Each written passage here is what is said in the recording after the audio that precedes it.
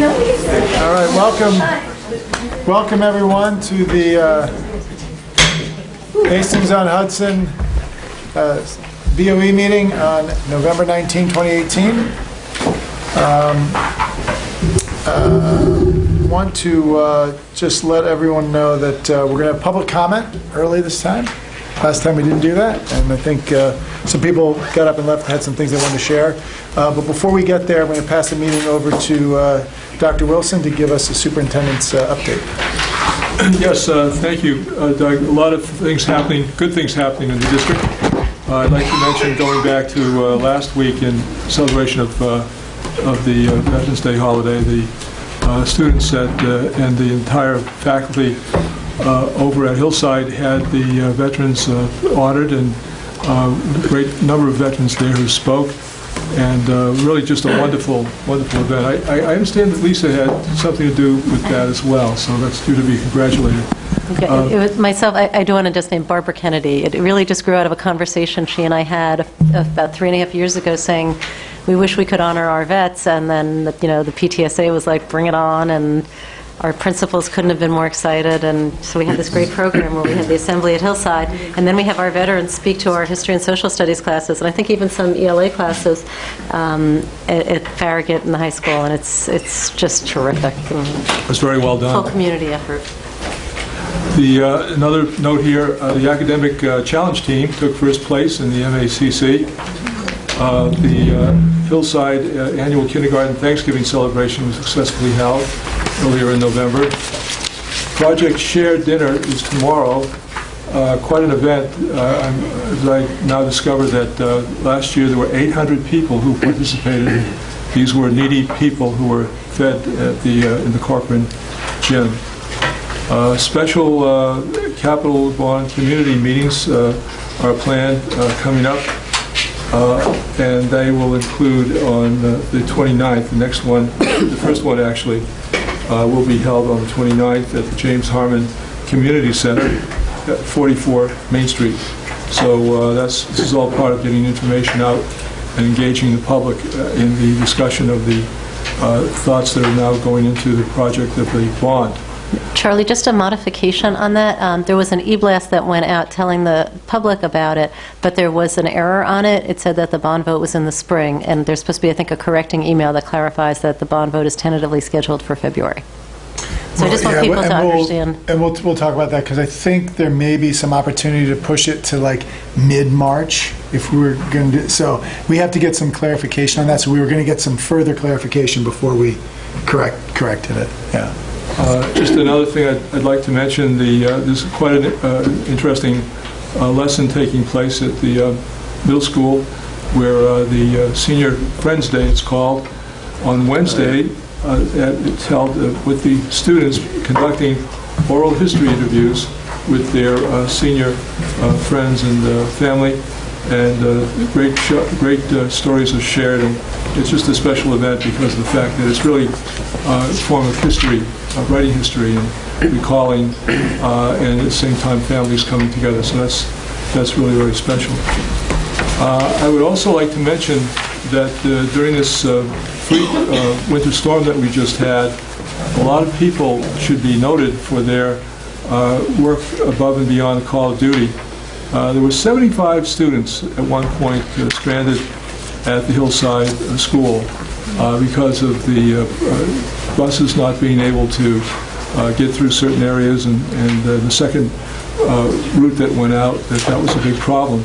And in any case, the principal, I should say, also the head custodian, and both secretaries, some of the teaching faculty and aides, all stayed behind till very late hours, because if you recall that storm, what happened was that it was impossible at some point for the parents to get home, a lot of them coming out of the city, wherever. So the kids were there. They had to have a place to stay. And all of these staff members I mentioned kept watch, and the parents, by the time all the parents had come to pick up their children, it was really quite late. And so the people who had been there watching the kids then really had a long ride home, but it all seemed to work out. And one of our buses was rear-ended unfortunately, by a driver who from the back end. And here again, teachers stayed with the bus and the aide on the bus while it ended up that the parents came back to rescue the children from the bus. No one was hurt, thank heaven, no injuries. Some students were sheltered at the high school, and I'm happy to report that every child there got home safely as well. There were pizza parties all around. And in one case, when a parent came to pick up their child, the child asked if he could stay at the party. So, in any case, our facilities director, it should also be pointed out, stayed so late that he just stayed overnight because there's no way he was going to make it home. So there's a lot of heroics going on here, including Maureen, who was the communication officer, keeping parents and staff and everybody else, and I think the Board of Ed too, keeping everybody informed and really helped the situation to get on without any incident. So we'd like to thank all of the faculty and staff for really going above and beyond the normal call of duty and ensure that the students were all safe. And I think that concludes my remarks. Okay, great.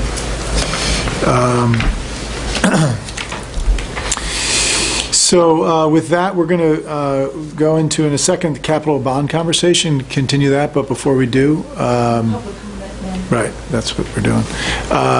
We're going to open up to public comment. So if anyone has comment, please come and just state your name, that you're a resident, and please keep to 3 minutes.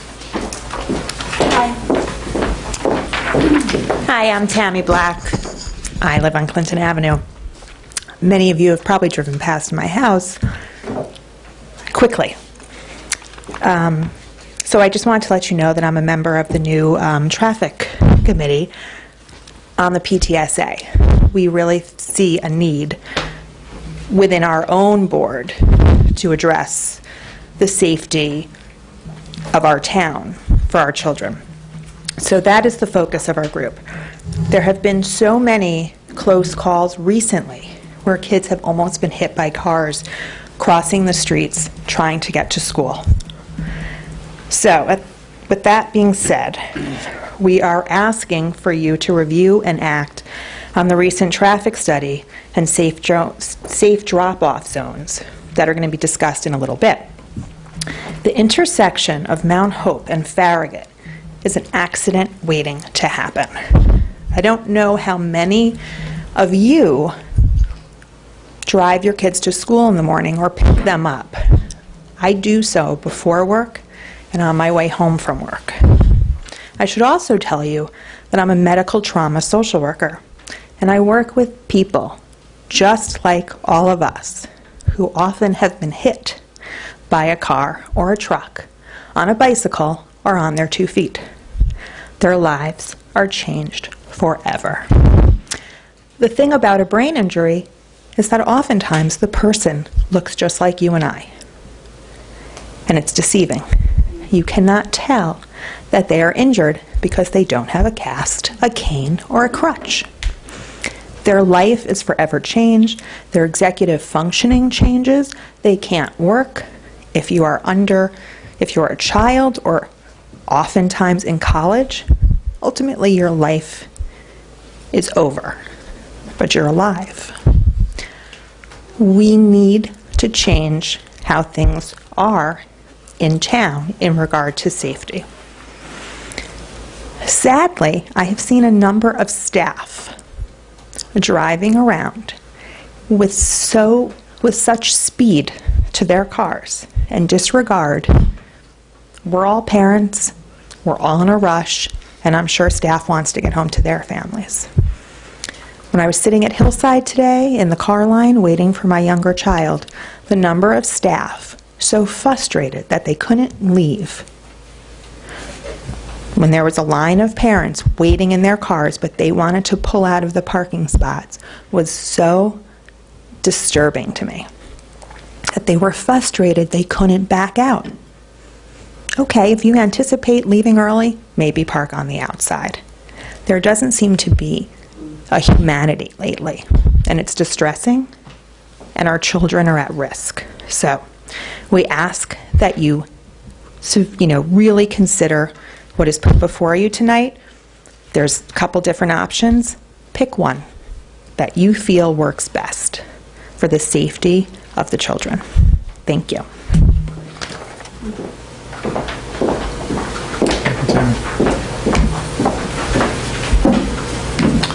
Any other public comment?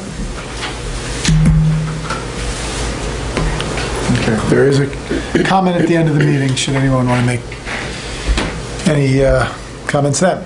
Okay, we'll keep moving. We're going to move into the capital bond conversation. Just to give everyone a high-level overview of where we are.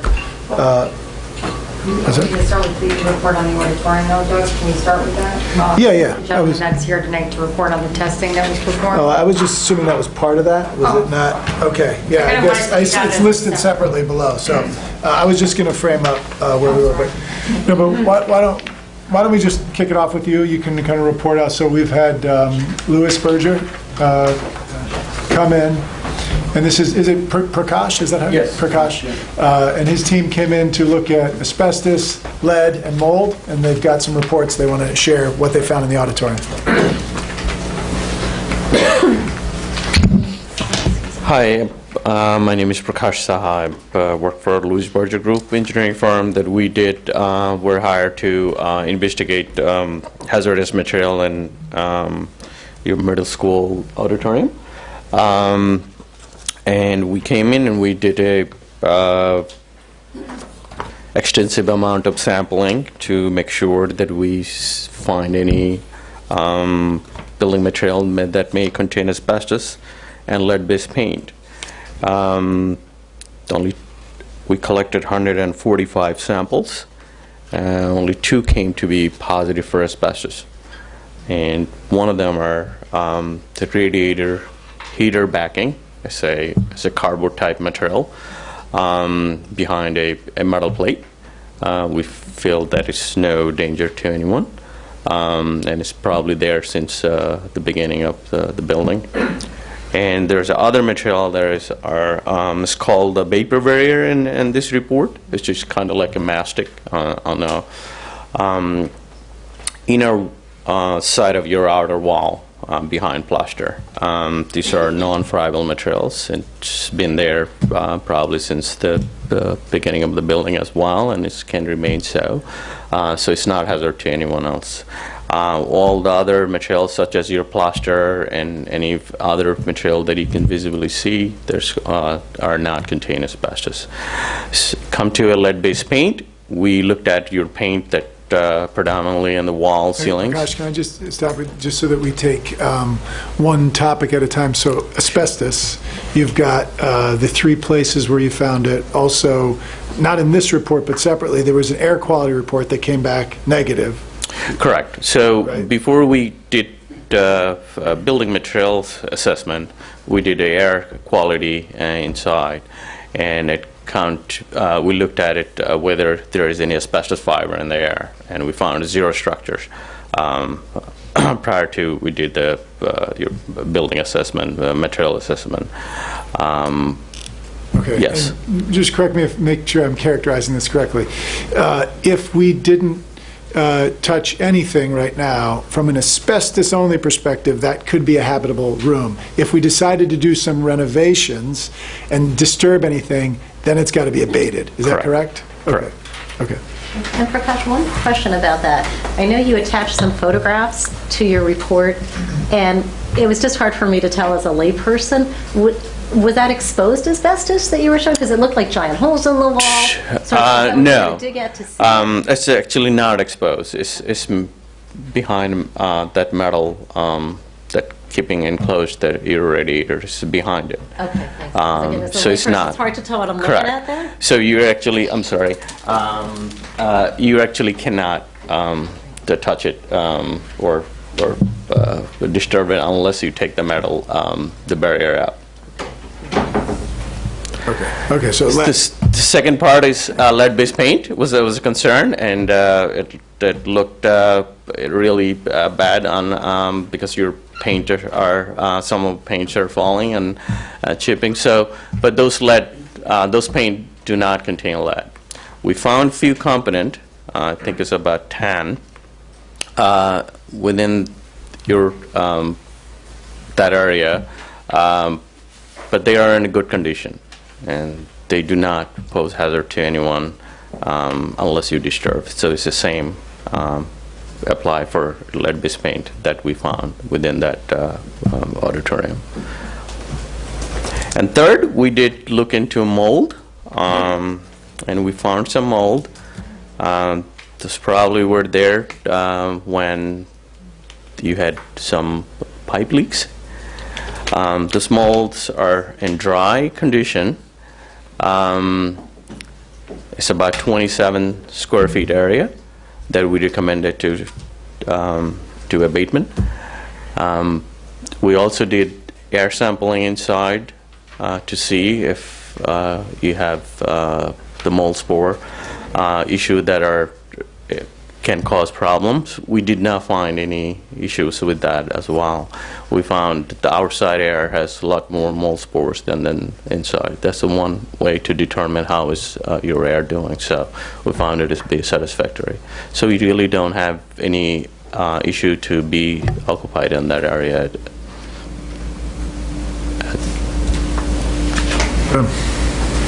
Does anyone on the board have any questions for Prakash? Prakash, I'll ask you the question I asked you when I met you the day when you did the testing. Sure. Would you put your 9-year-old there? I'm sorry? Would you be comfortable with your 9-year-old son having a class there? Oh, absolutely. At this point, but I would suggest that mold to be removed as soon as possible. Correct. It certainly doesn't look right, and people will be concerned. So yes, and that's why we recommend it to be removed. And subsequent to removal, if you require, it's not required by law that you have to have a subsequent air samples to run to see how things are. But if you desire, we certainly can help you with that as well. Thank you so much. Thank you. Any other questions? Thank you, Prakash. Look, I just want, you said 3. I think there was only 2, right? Asbestos. There's actually the third item that we Not seen. assumed. Yeah. Assumed. Yeah. Those are your braided wires. wires that are all the wires which are running inside your conduit. So until you do a renovation, that will not be an issue. And obviously, we can't sample it now because of the live So there electricity. there may not be some there, but you have to assume that. I just Correct. want to be clear on that. Correct. So we have to assume it because we don't want anyone to disturb it without us to looking into it. And I will say there was a fourth category that we were looking at, and that's the structural soundness of the room, especially the ceiling.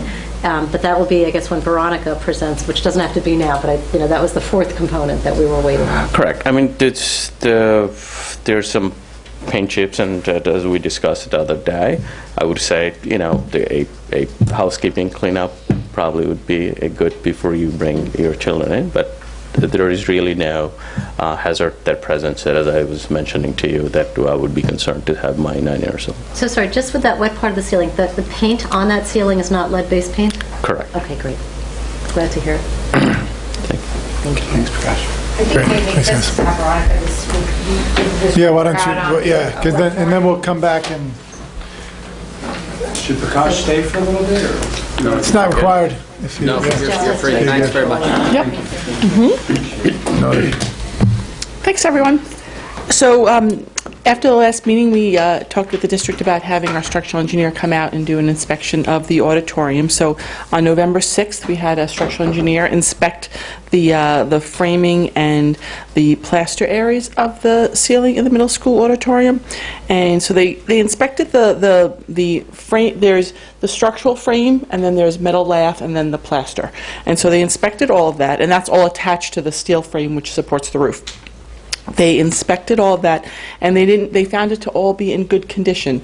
There was some, and the report was provided to the district. There were some areas that had been, where the plaster had been previously damaged as a result of the water leaks before the roof was replaced in the 2014 bond. But our structural engineer didn't find any areas of imminent collapse or structural failure with the ceiling, and then the only thing that was recommended, if there is loose plaster, then just to remove that But other than that, there was no additional structural requirements that, any additional structural items that our structural engineer would recommend. So, yep. Thanks, Veronica. We'll come back to you in a little bit. So I wanted to just give everyone here, because there's a lot of different moving parts to the bond and the public, an idea where we are in the conversation. So if you've looked at some of the bond materials, there's been a few different categories. One is work at essentially Hillside, one is work at FMS, and some is stuff that is really at this point we're kind of thinking of it together, but some is stuff that's more just structural, boilers and things of that nature. We've had a presentation from Hillside and Amy Kazis, and I guess it's just Gail tonight. I don't know, Gail and Chris, I guess Lou's not here tonight. Okay. To talk about the FMS HHS complex and present thoughts and ideas about how to approach the potential items you have here. So why don't we pass it off to you, and then we'll have a conversation. So let's just be clear that this is the middle school auditorium, because Lou is always very clear that when we ask to use the auditorium, it's the high school auditorium. So Lou didn't really need to be here because we've had lots of conversations and talking about the middle school auditorium and the need for it. I mean, we've been operating without an auditorium for years. So there's no gathering space for us to come together. Whenever we need the auditorium, and that's for all the theatrical productions, all the concerts, anytime we want to come together, we want to bring parents together, we have to go over to the high school and we have to ask and work with their schedule. The high school needs their own auditorium, so it's constantly rearranging their schedule with our schedule to see if it even matches. So the idea of a district that prides itself in the arts and showcasing students' performances in the arts, to think that we're going to be able to gain an auditorium here after all of what needs to get done gets done is really very exciting, because there are lots of things that we have not been able to do as a middle school because we haven't had the space.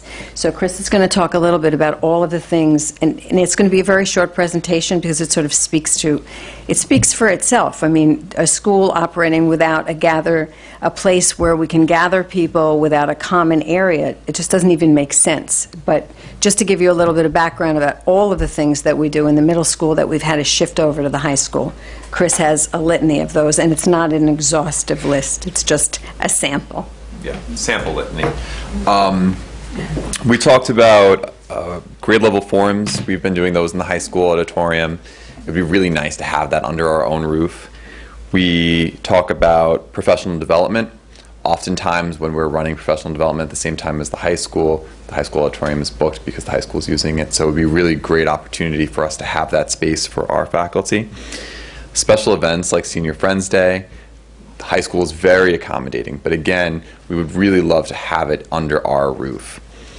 The grades 5 through 8 musicals, as well as the one acts that the 7th and 8th graders do, they're scheduled in conjunction with the high school. So sometimes the ways in which they're rolled out is to accommodate a spectrum of plays that goes from 5th grade up to 12th, as well as other special events such as Culture Shock, where stage setup is an issue.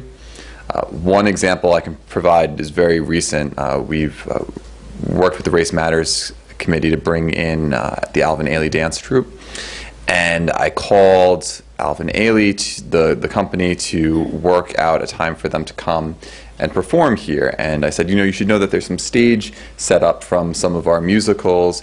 And they said, don't worry about it. We've been doing this for 20 years. It won't be an issue. Why don't you send us some pictures, but don't worry about it. Why don't you go ahead and get everything set up? Send them a couple of pictures, told the faculty, and they got a call and they say, there's no way that thing could be moved. And I said, so really, in 20 years, we were the ones that got the call that said we can't do it. What we would have been able to do if we had the other auditorium was bring them up to the middle school auditorium, but the middle school auditorium isn't right now in a place that it can host the Alvin Ailey dance troupe. We would love to have a middle school auditorium that can host the Alvin Ailey dance troupe. Yeah, so we really feel that the middle school auditorium would allow us to bring a lot of our own middle school identity to the performance arts and to the special events. So we're ecstatic with the idea that the middle school auditorium could be back in play. And the other piece of this, which is really important, is to understand the students' perspective and their perspective, and this was Chris's idea, was let's ask the students, and they really think it's way too long a walk to the high school auditorium. So that's the reason we should have a middle school auditorium from their perspective. But seriously, in all the years that I've been here, it doesn't even feel the same when it's a middle school event and we're having it in the high school. It doesn't feel like it's a middle school event. I mean, I remember years ago we would bring our incoming fourth grade parents and we would have them come in for the orientation to our Farragut Middle School auditorium, and we did it year after year after year. And then I think a couple of years ago, Chris said to me, this really looks awful. Like, we're bringing our new parents into the Farragut building, and this is their first exposure to Farragut Middle School. So, I mean, I thought that was, I'd been doing it for so many years, I didn't even see it anymore. So then we switched it over to the high school. But again, it's in the high school, and it just doesn't, it's just not the same. So the possibility really of us getting the space, we just listed a few ideas. But I know even the fifth grade, there are so many times they've wanted to come together just as a group, just to have, if it's the Latin dance and that's happening in the high school auditorium or whatever it is, the fifth grade hallway is one flight from, from the auditorium. They should be able to have this beautiful space. The other possibility in that space, John Riss can still, I mean, when we were talking about Lou and the high school sharing this sort of vision, Lou said, well, we would still need to be able to have John Riss teach 2 high school classes in the middle school auditorium. And I said, I think we probably can accommodate that. So it would still be, we'd still be sharing, and there may be circumstances where we'd have to go to the high school, because I think the accommodating 350 or 400 maybe seats won't accommodate the entire school. So we'll still need to share at certain times, but we'll be sharing with the high school as well. So we're really hoping we can fix it all up. Structurally, it sounds great. So it sounds like we can do it. So we're really hopeful. That's it for our presentation. So if you have any questions. Any questions? Yeah. Go ahead, shoot. Yeah, I'd be interested in your thoughts on some of the architect's ideas, the vision of kind of repurposing it away from an auditorium. I was really excited about the pictures that they showed. Would love to hear your thoughts on using it as a different type of space. Well, and that's why I'm really glad Lou's not here. Because if they're, Lou and Melissa and Chris and I came together, and with the architects, we came up with lots of different ideas. And they're gorgeous ideas, where it can be a flexible space, where we can have classrooms, a music suite. Maybe we could have the newsroom. It's not called the newsroom. What's it called? Thank you. The TV studio. There were lots of ideas that were thrown around. And those are all wonderful ideas. But we don't have an auditorium. So if we use that space for those ideas, then maybe we open up a few other classrooms and we can move people around. But it's a middle school space. And when we do that, we're giving up the possibility of the middle school really ever coming together for a common shared space. Years ago in the where the BOCES program was housed, we actually had a space for, I'm looking at you, Maureen, because you remember, for a period of time where we could come together as a faculty. It was wonderful. There was a sense of community. There was a sense of opportunity for people to be creative because we had a space for them to go to. We lost that because we needed it for classroom space.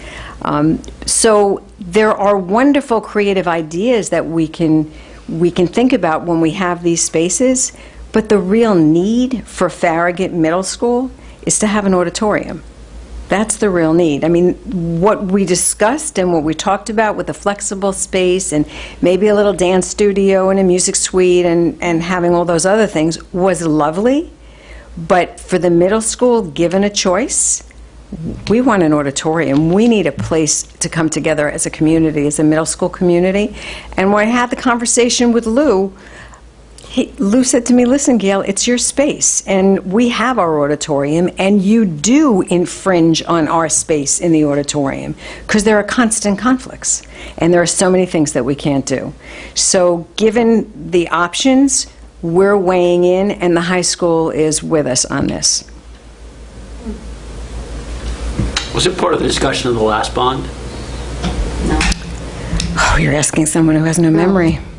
I don't believe so. I think Maureen and I have been talking about... I would say it was in a sense that it's, since I've been here, it's one of those things that, oh, we'll do it the next time kind of a thing. I think the priority last time, because of the condition of the track, kind of pushed that. It wasn't, I think. It wasn't officially, but There was some has been discussion. a level of discussion about when are we doing the middle school auditorium. It's always been there. It's always been a...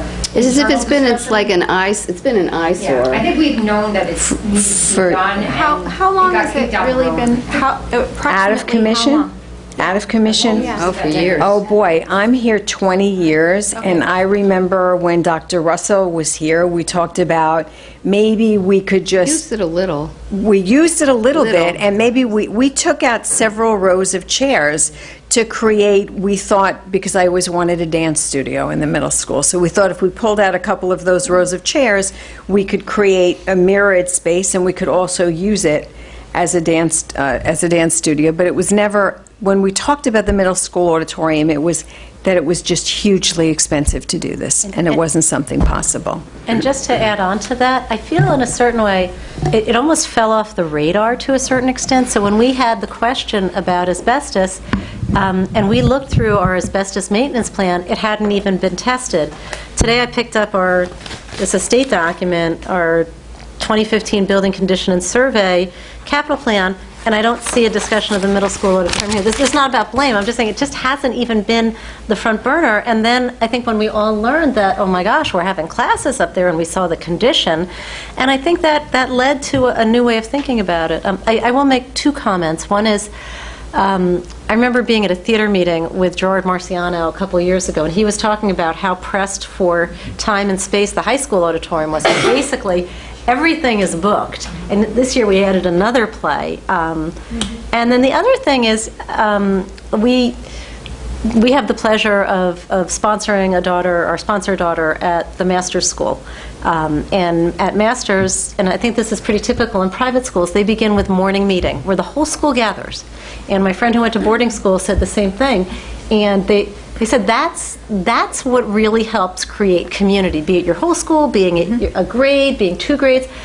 And I didn't really realize that we don't have a gathering space here, and it can't happen. And what they do in those morning meetings, or whatever, make it a semi-monthly meeting. You talk about service projects. You talk about issues going on. You address them as a community, and that promotes kindness. I think it works. It works towards what the middle school has been aiming towards all along. When we think about, we're working with our youngsters in all of the grades, but when they come in fifth grade on mindfulness, that's happening in each of the classrooms. And we find that when we bring larger groups together to do a mindful sit, there's a calm and a sense of community that happens because it's the group. And you can't do that if you don't have a place to do it. Are there any... Go ahead. I just wanted to clarify, just something, the buildings condition survey is a report that goes to the state, but I will tell you, it's been at least a desire, like, we've known for a long time that room hasn't been renovated, but I don't think it had been prioritized. But I would say that there's been discussions about it. I think also it was put on the back burner because there was some serious roof leaks. More serious, that were going on, and they were fixed with the last bond. Right. Which would have occurred towards the end of when we were developing BCS. I mean, we're required to put that report in there, but it may not always reflect all the wants and needs of the district. It's more like the bill. I mean, I don't want to, I'm just saying, it's like, I know it wasn't there, but I want to say that it's been a long time. It's been a long time that we've been asking. I have not the board, but I've certainly gone to Maureen on countless occasions saying we have no place to come together. And again, the high school would be absolutely delighted if we would get out of their space. Because it's also not like the auditorium goes back to being an auditorium after the events happen, as I experienced with Alvin Ailey. We were also having someone from the Liberty Science Center come in to do some presentations, and they also need the space. So they're working around the current stage setup, but again, it doesn't allow us the flexibility to do a variety of things. We've found out how to do all the different plays that we want to accommodate in our district, but those have an impact on other programming that we would like to do. So the idea of having a shared space and a stage is yeah, it's exciting. And the possibilities, because right now we are limited in what we can offer, because we are absolutely maxed out in the high school. Right now, roughly, how many times in an academic year do you get the entire middle school together? We don't really have a place to do it except in the high school. So, and yeah. So is it zero right now, or is it? I think once or twice. Yeah, we'll get the whole school together for an assembly. We had them for the Afro-Peruvian band. We'll probably have them together soon for Alvin Ailey. But so. not without a fair amount of back and forth. And we get along really well with high school administration. We're small enough, we certainly should be able to get along. But it's an irritant, because they have to move classes out when we do that, and they have to relocate people that are in there. They have to relocate a Gerard Marciano who has theater class in there when we bring in an entire assembly. So what other classes are happening there? So you have Gerard's theater classes? In the high school auditorium, it's Gerard's theater classes. For middle school and high school. Right. Yeah. And then, of course, whatever performances or whatever special events they bring in,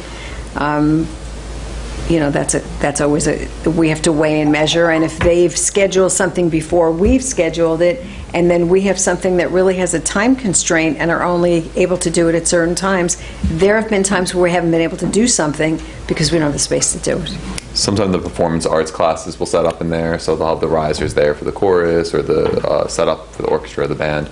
So that also has implications on what you can do in that space during that time of year when the concerts are happening. Certainly, you've outlined a lot of excellent uses for the space. And we could keep going if you need. Well, you can keep going, and I don't want to, suggest this would necessarily be contingent upon anything. I think just what you talked about would be just great. But I would like to suggest, when you mention opportunities, I think the proportions of that space would suit the Board of Education for meetings quite well. And this space could then be used. You're going to use the middle school auditorium? No, for the Board of Ed to hold their meetings once or twice a month, if we may. Of course. It's a great space. It's already been scheduled. You already have it scheduled. There's no room in the new schedule. We are going to make room for the Board of Education. So, it's an interesting discussion, because we've been having this discussion about Hillside. Where Amy said that her faculty, when they have faculty meetings, they meet in their library, and some people are leaning against bookshelves, and it makes them unhappy. And it made me look at this in a whole different light. I'm like, oh my God, at least at Hillside they have gathering spaces. Our faculty meetings very often happen in the faculty room, and you know the size of that room. And that's not the prettiest People are room leaning against either. air conditioners. But it's interesting that we're having the discussion there, and I think a lot of that translates to this, about the importance of a space. And I've heard Lauren say about how space drives curriculum. And well, the learning environment certainly impacts. So, I wasn't that it's starting at 1 and here I wasn't expecting to hear this today. No? Because I'm so thinking about the things that we've talked about before, of the possibilities for that space, and I thought you were going to be addressing that, so it sort of caught me off guard. But I have to say, and in response to your earlier question and what Joe said, I think the last bond, this was not at all on this is really a back burner. I think we had other facilities issues that needed to be addressed that just went along with all the fields and the track, and that was the purpose of that bond. But now that you bring this up and we get to rethink this, I think that there's a lot of merit to what you're saying in terms of a community space and sort of the atmosphere that you want to create. It's very hard to think about all of this bond at each of the schools, what we need to do, what we'd like to do, how space drives curriculum, what makes the best sense for us going forward long term. Like, we have to assume that we're going to do this, whatever we do at the middle school, whatever we do at Hillside, we ain't doing it again for I'm not going to be around. Not going to be in my lifetime. In my lifetime either. But this is a whole different perspective from all the other ideas that we were thinking of, which were really wonderful and lovely ideas. But I think this speaks to something maybe more necessary. Well, and yes, Jody, I think it does. I mean, I think, and I think Jeremy said it, that if we had all of these opportunities and options, if we could do that, and we had a middle school auditorium, but we don't have a middle school auditorium. There's a real need for that. So when we came together and we talked about the possibilities, and we did, we talked about flexible space and a music suite and all of those lovely, lovely ideas. Every time we left those meetings, we said, oh, but it's our space and it's our only opportunity to be able to bring the middle school together in one place. So now we're creating this lovely space for the complex, but we're still not solving a real void for the middle school and what the middle school philosophy is about. You know, it's about community. It's about bringing people together. We've lost that. You know, we could still do it if it was in a little bit better shape, and it wouldn't have even needed to be in the kind of, you know, the refurbishing that's going to happen. But if we're looking at that, we can do that.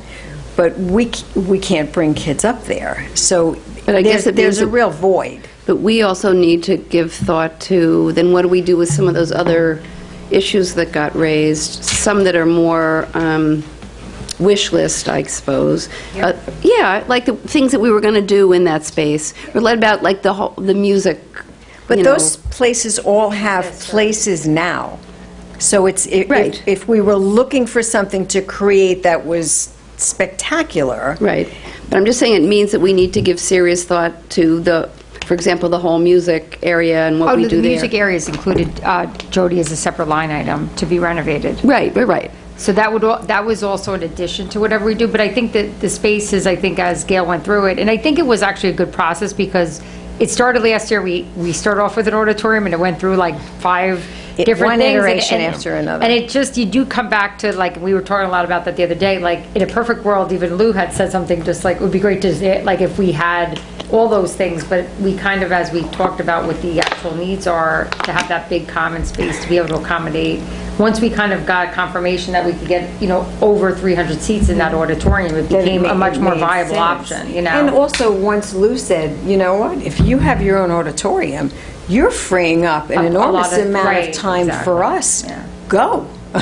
Now, that's why we also, when we were looking at, because there was some other space issues that we were trying to solve with some of the special education programming, and that's why we're mentioning about potentially moving the board meetings, because we look at this as a space that could be converted. The space we're in now, that would address some of those other needs that have been identified. Interesting. In it that. Could even be 2 classrooms, right? Yes, I mean, this could be 2 separate classrooms. Freeing up this room, which I think we underutilize this space, and even if we move our board meetings to the library, I mean, that's lots. We could do more than welcome in the middle school auditorium. Yeah. How many? This is a question for the architects, but is there a way to do this where it's a flexible sort of, when you put down auditorium seats, it's kind of only an auditorium, but I come back to, in the last bond, there was a lot of talk about we needed the track for track meets, and I was like, there's 2 track meets a year maybe. So, I hear what you're saying about it would be great to have everyone come together, but the space that I had seen before was something that can be used every day, whereas this is something that's special events. So if you don't need those chairs and it can be a flexible, can't we do a hybrid where you can have those auditorium sort of events, but you can also use a space have a dance class. And just in the interim, I will say that the regulation track, it wasn't just for track meets, it was to train our athletes on a regulation track. It was also that we couldn't have track meets because of the track. I know.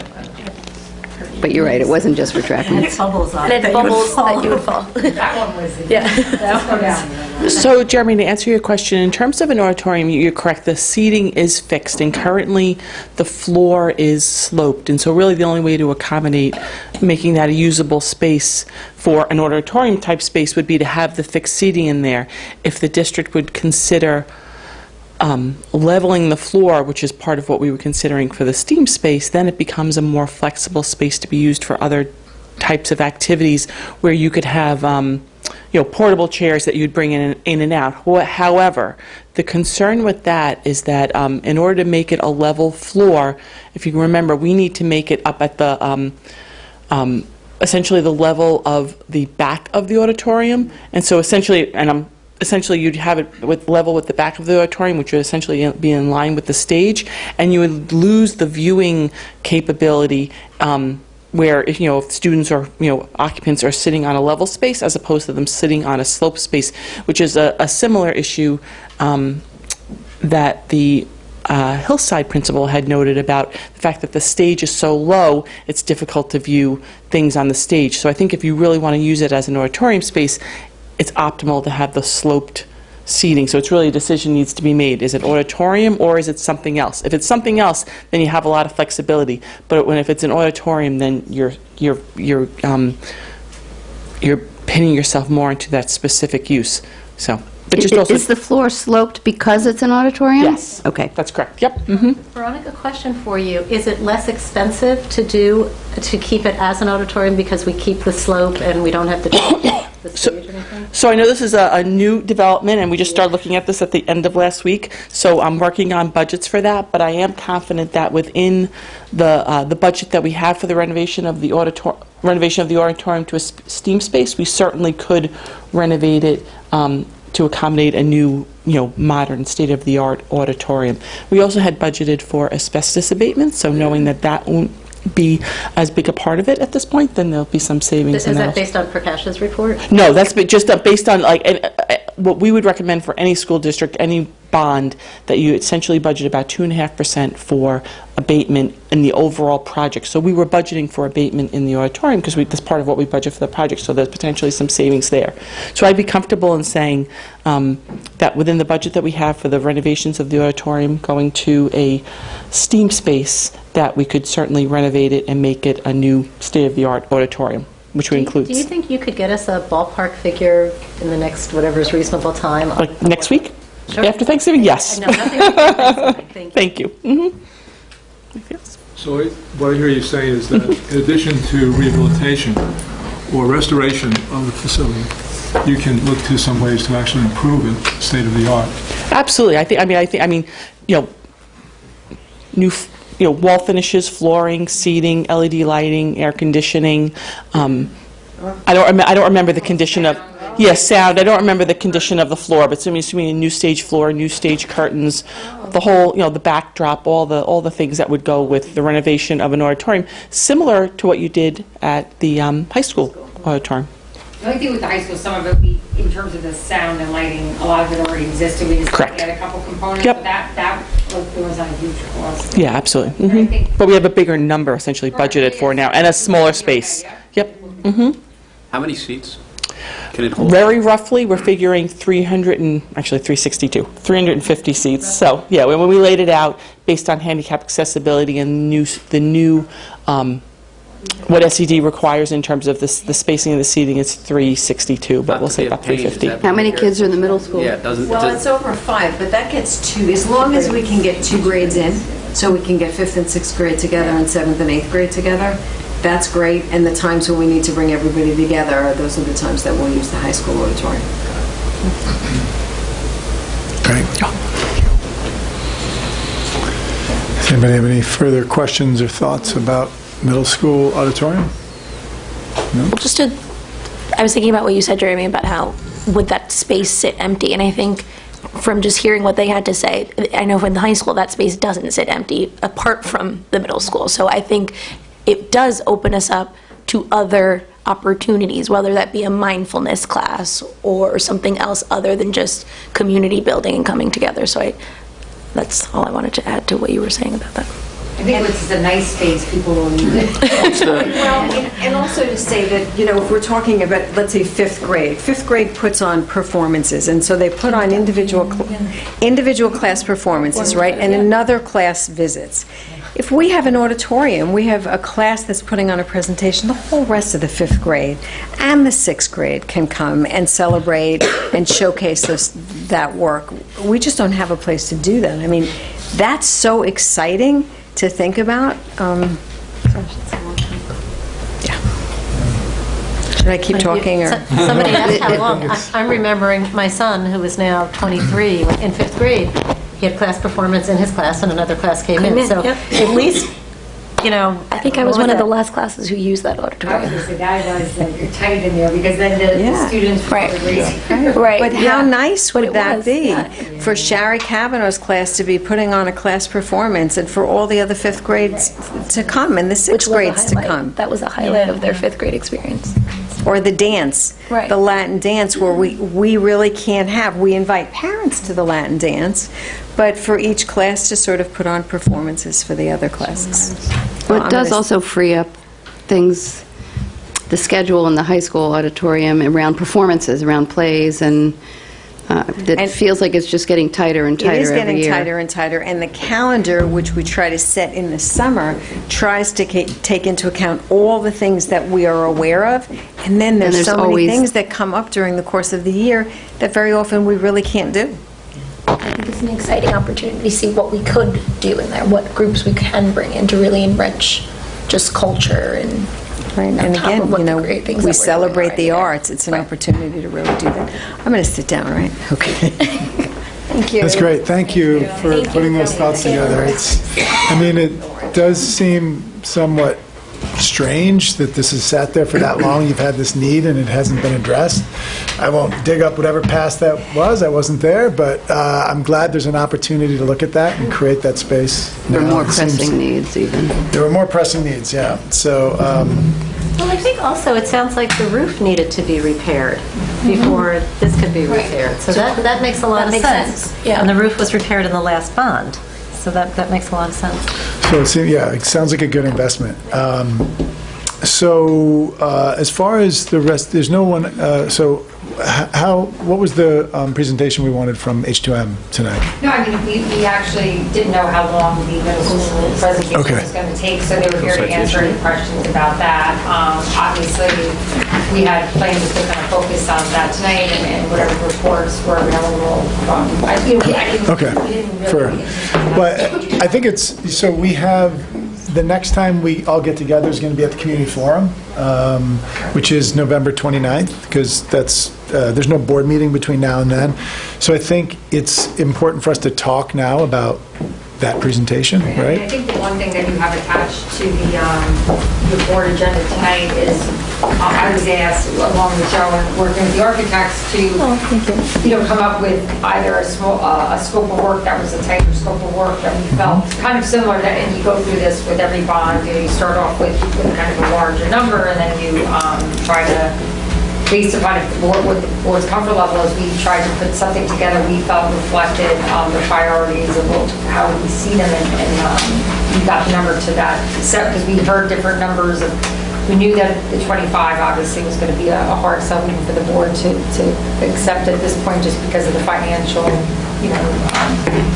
concerns. And so we worked together to put, I think, what's before you tonight is that $17 million of a budget proposed scope of work now that we feel that would be something that the board, we like you to consider moving forward, that to be the scope of work we're recommending for this current bond. Maureen? Yes. This is the second time it's on the agenda. Could you go through the tax implications of the different bond announcements? Yes.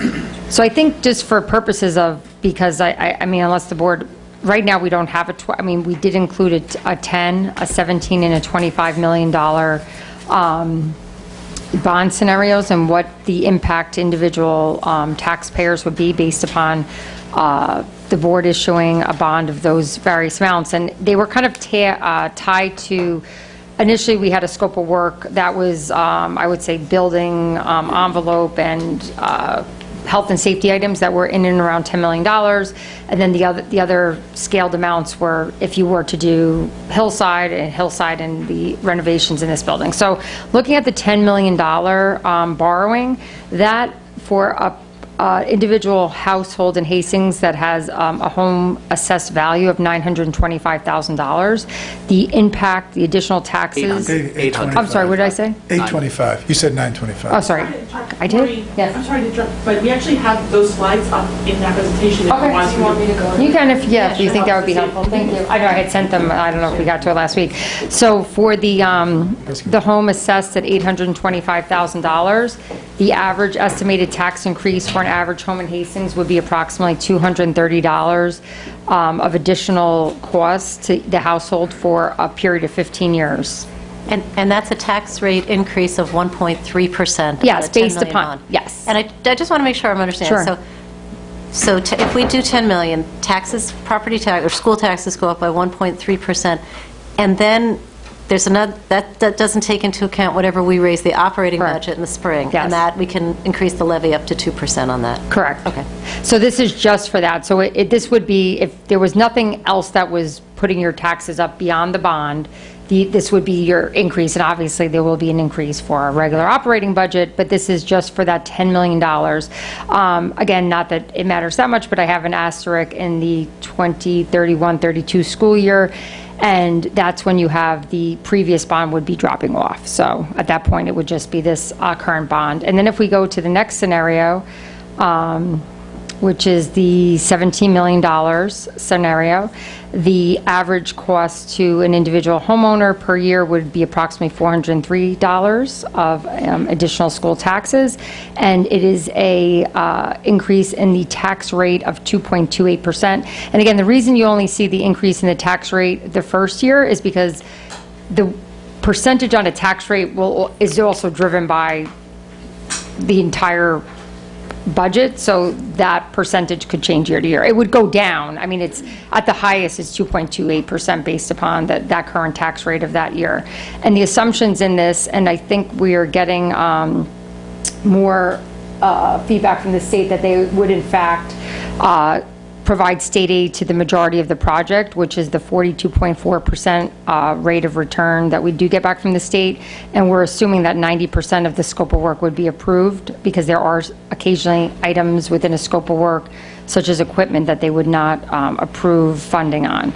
And Those numbers include the state aid, yes. So these numbers are net of receiving back, and if you see on the spreadsheet, because we do get 42.4 as our approved rate of return, but there are items, it's safe, it's a safer way when you're projecting numbers to assume that there may be some unallowable costs associated with the project. So that's why we are just using a 90% of, and that's why the percentage actually comes down to 38.16, because that's like we want to ensure that we're not over, but there's a chance that we would be funded at a higher rate. And then the last scenario, again, is the $25 million that we initially had started to speak about when we looked at the total scope of work. And I mean, again, I don't know if the board wants it, but as of right now, that scope of work has been changed to 17, but that would be a 3.3% increase in individual homeowners' taxes, with a increase to an individual property owner's taxes of $584 per year. And again, these are based, obviously, if your home is worth more, you'd be paying a little bit more, and if it was worth less, you'd be paying less. So, but this is also based upon, we get this number from the town of Greenberg. I didn't create that. That is where most people in Hastings fall in around that number of home value. That's the median home price.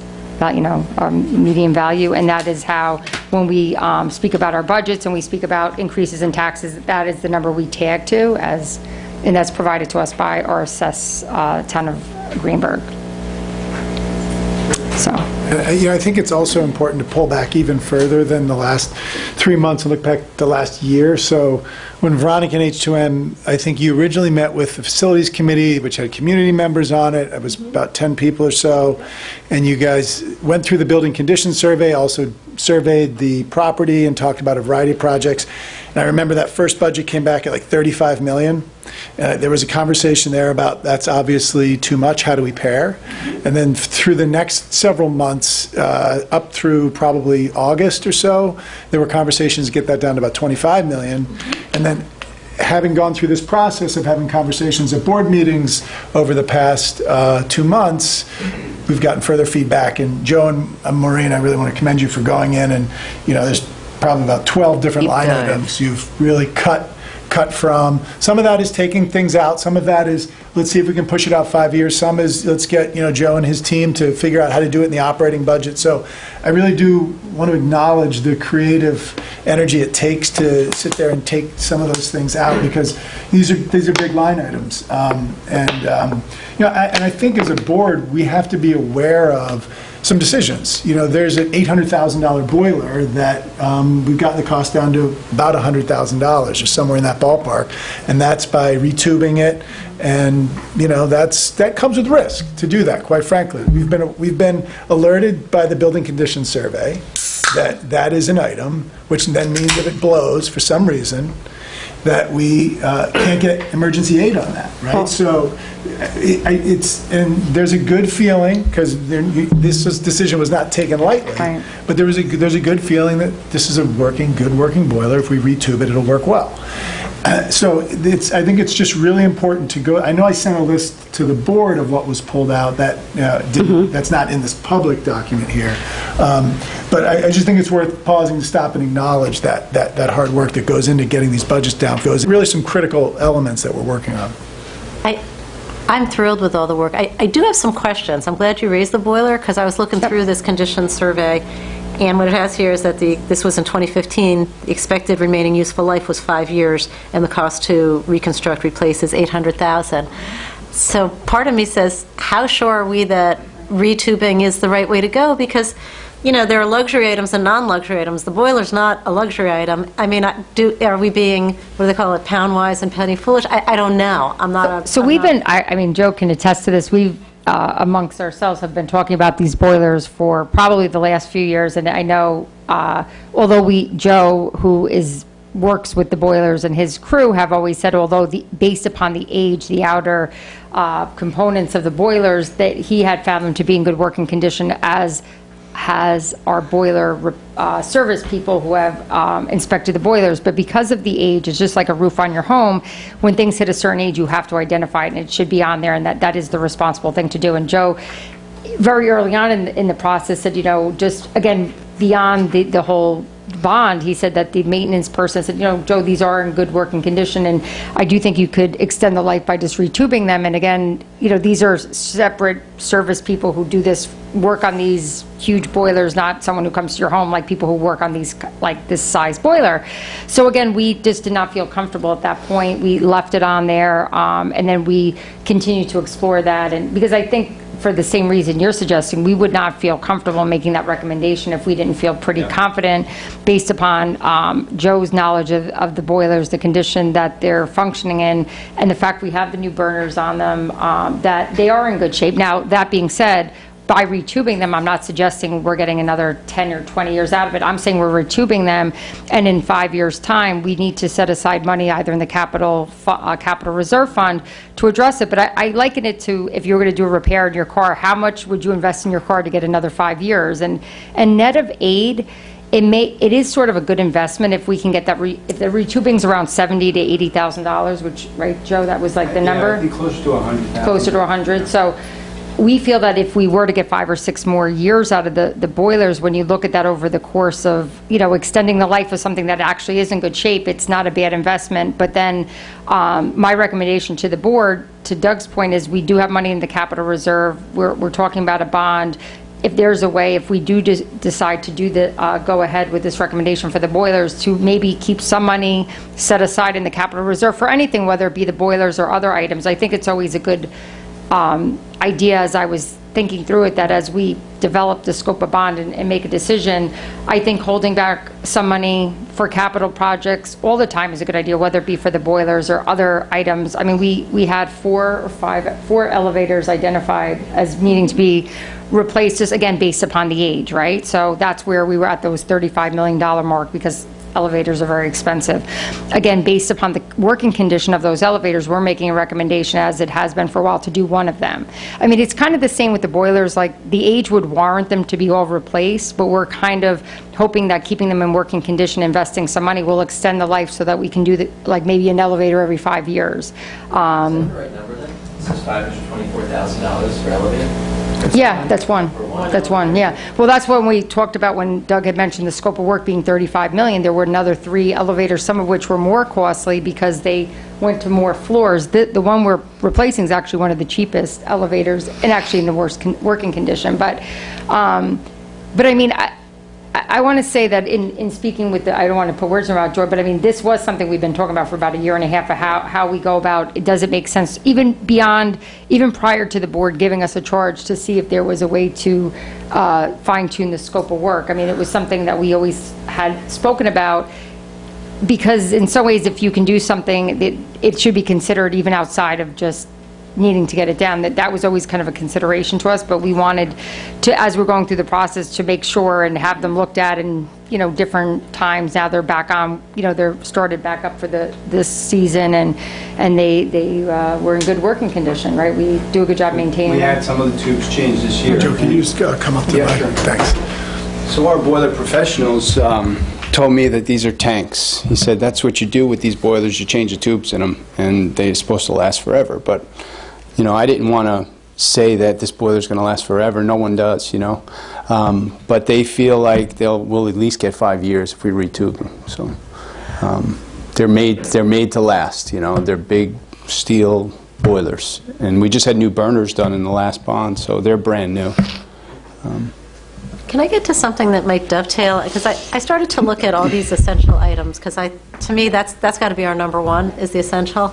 And one thing I didn't see here that has come up is air conditioning. I even saw on the 5-year plan air conditioning in the cafeteria, because we've talked about our poor cafeterias workers who are sweltering, and we are in an age of climate change, and we've got 90-degree days on I can either speak to end. it right now, because we actually have a recommendation. So for the reason you don't see it in the bond, we've talked about, we've looked at that for a couple of years, and we do have a solution we're going to put forth to the board for this summer. And what we are allowed to do under the state laws, the cafeteria fund generates money, right? Because it's an operation that we hold money, and when we need to invest in either stoves, refrigerators, or things that support the cafeteria, we can use that fund, and it's a separate operating fund outside of the general fund. And what we hope to do, because we looked at central air units and different ways to configure it, and there was at one point even a concern about the load and the weight of being able to support, because again, our roof structurally, this is the same reason we couldn't put solar on this building,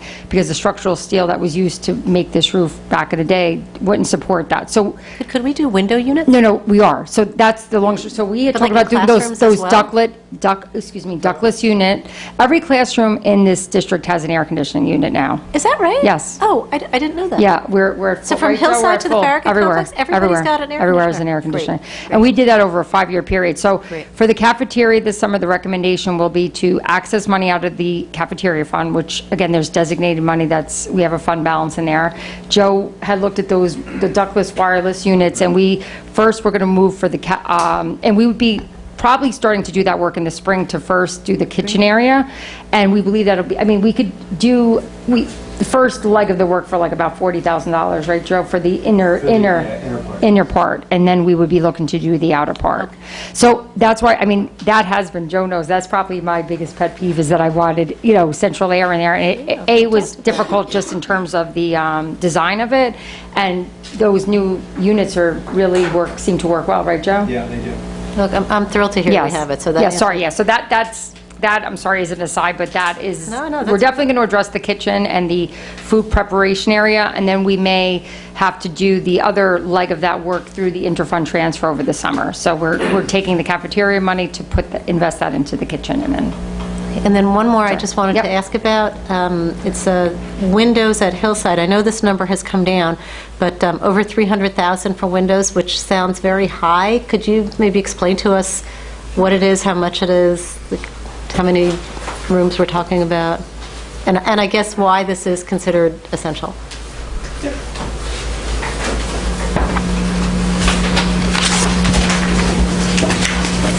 So roughly when we budget for window replacement, we budget between $85 and $100 a square foot, which is what the rate is today for commercial, publicly bid window replacements. So those are insulated, 1-inch thick insulated, double glazed windows. So essentially the way we got to the number of 300,000 is based on the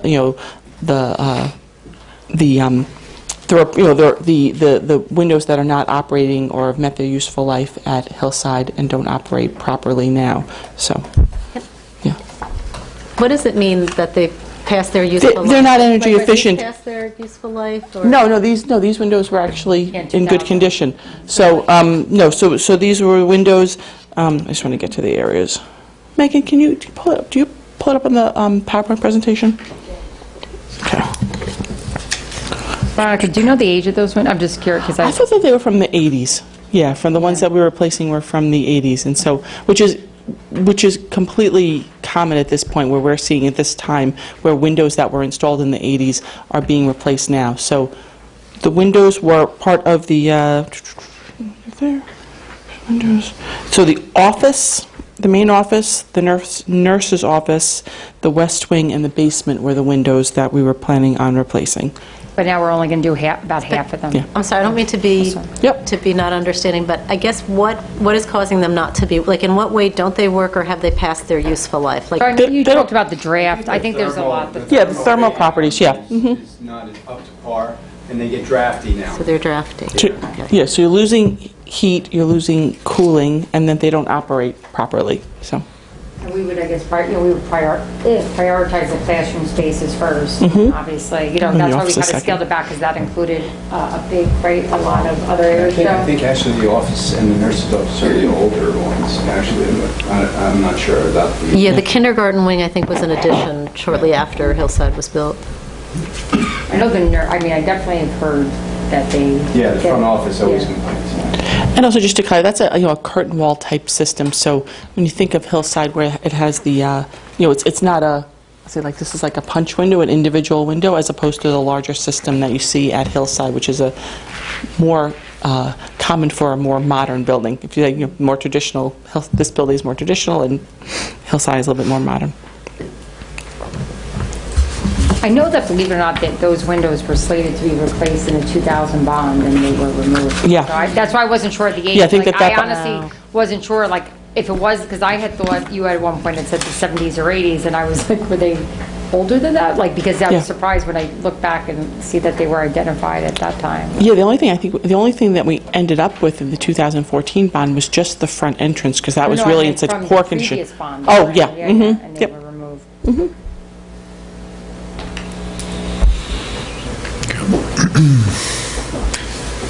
So I think, do you have any other questions? And I just wanted to confirm that the HVAC system, the air conditioner, I know you had asked that earlier, but just in case Lisa, anyone else had the question, that the middle school as well as Hillside do include central air in those units, as they're put up new. Right.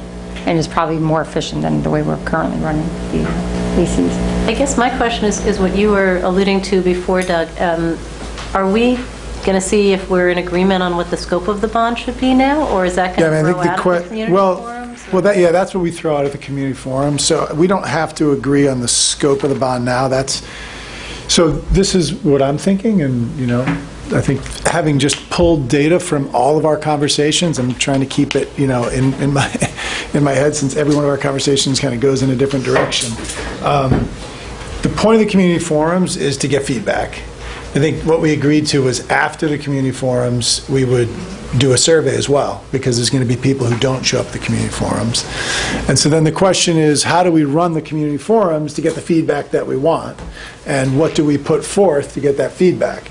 So I'm comfortable putting forth this $17 million budget with number. I think, and this is something I spoke with Maureen about this week, and the facilities committee has started to work on it a bit, and we've all worked on it a bit. I think it would be really great to take the budget and also put a few 2, 3, 4-page document together that actually narratively explains some of these items. Because if we get 25 people at one of these forums, or 30 people, that's another, 7,500 that don't show up at the forum. And, there's a lot of people who read it on a train, or they'll pick it up somehow. And let's at least get a lot of what we want to say down in the document also. So we can do that document part, I guess. To kind of inform the document, though, we need to agree on what number do we want to put forth and what line items do we want to put forth, realizing that we're not agreeing on this as the scope right now. We're agreeing on this as something to get input on. I'm sorry, we're agreeing on this, what was the last thing you said? We're agreeing to put something forth that we're going to input on that will then inform our subsequent dialogues, that will inform what we want to vote on to actually put forth in a bond. Wait, let me go through it. Did you get that? Mm-hmm. Okay. So what do we feel comfortable sharing with the community to get feedback on is really the question on the table right now. I'm comfortable, I'll tell you, I'll kick it off with the $17 million number and what's in this as something to create a narrative around and get feedback from the community on. And kick it out to the group and see what everyone else thinks. Yeah, I'm comfortable as well. I think, listen, it focuses on the high-level decision. It focuses on the high-level decision that we'll need to make and the community will need to be part of, in terms of, very specifically, the nuts and bolts, parapets, chimney, repointing, etc., and then the bigger thematic issues of the auditorium and an addition in Hillside, and we'll work the conversation around those three strands. So I think this to me is the way to go to frame the discussion we're going to have with the community. I'll jump in. And I think it is really important that these aren't costs. These are an investment, right? The $400 is an investment that someone is making into the schools. It's not, oh, it's going to cost me this much.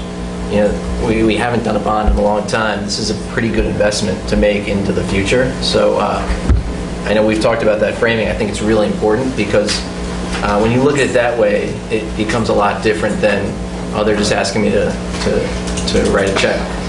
I like where we've gotten to. I mean, there has been a lot of work. I mean, I was at those first meetings when it was like 35, 40 million, and to get down to 17 feels much more in range. I think there are some open questions about, at some of those early meetings, I think there was discussion around middle school auditorium, and the people that were at those early meetings felt like, well, there's already an auditorium. It's not that big a school. I went to a school that was about the same size as both of these schools combined, and we had one auditorium, and walking a little bit further instead of right up the hallway wasn't that big a deal. So I think there's the discussion still about, like, what is the vision for, what does the community think the vision is for the middle school and auditorium area, and then also getting a feel for the big vision for Hillside, and if people are really passionate about the cafeteria, or there's other directions to potentially look at where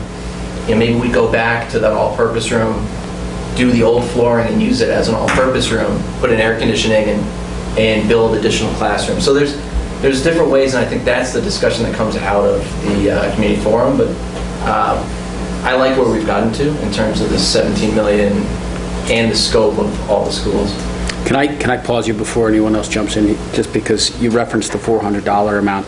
Maureen, can you do me one favor? Can you double check whether that's the median number or the mean number that we're building these numbers off of? Because we have D.E. Shaw's property that's probably assessed at somewhere between $30 and $50 million. More than that. Yeah, so it's, I know it's a tax. Isn't it 80? So if D.E. Shaw's property is assessed at 80, No, I know. my guess is that it's going to have material impact on the mean, But you can which build in the means percent on the taxes then. at that No, point. we can, but again, I Oh, I will understand confirm that. that No, but because Tim's the right average, about no, the I know, mean and the he is right, median. and that's why If when I the was saying it, I median, needed to yeah. confirm the way that calculation is, because that home price jumped up significantly Right. from last year, So and if I the wasn't sure median what the, If the median family is paying a number that's materially less than 400, I don't want to go and have a narrative in the community that says That it's we're paying 400. X when 50% of this is... Maureen, you had given a Yeah. figure to me that it was $48 to $49 per $100,000 of value.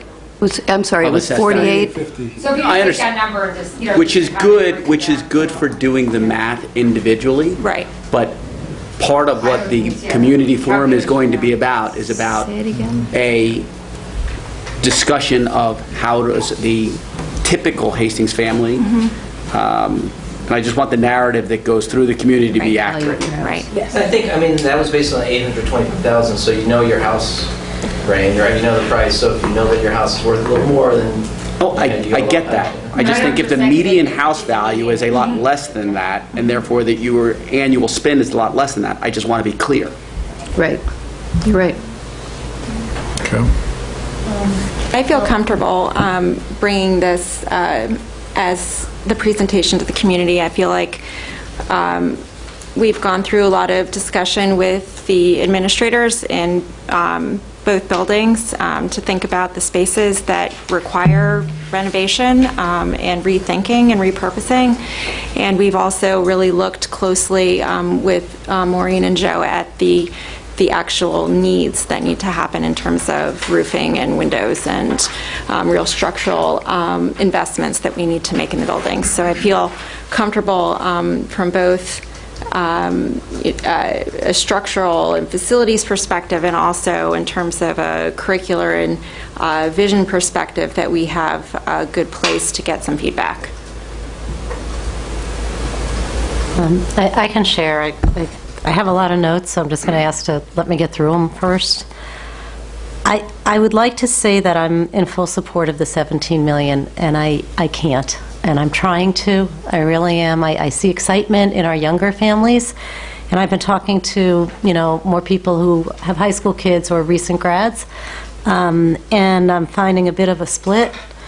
If we were to go with the 17 million, I know, Jeremy, you had floated this to the board, maybe the idea of doing a two-part vote where you vote first on the essentials and then your sheet says if you vote yes, then do you also vote for an additional X for an addition? I could live with that, but I will share why I'm hesitant. I have no problem with the essentials. They need to be done. I would, I'd say do the whole boiler, When it gets to the addition at Hillside, I've been talking to people, again, not Hillside families, because I feel like I've heard from them, and what I hear is, why do we need a cafeteria? And I'm struggling to answer that. I'm trying.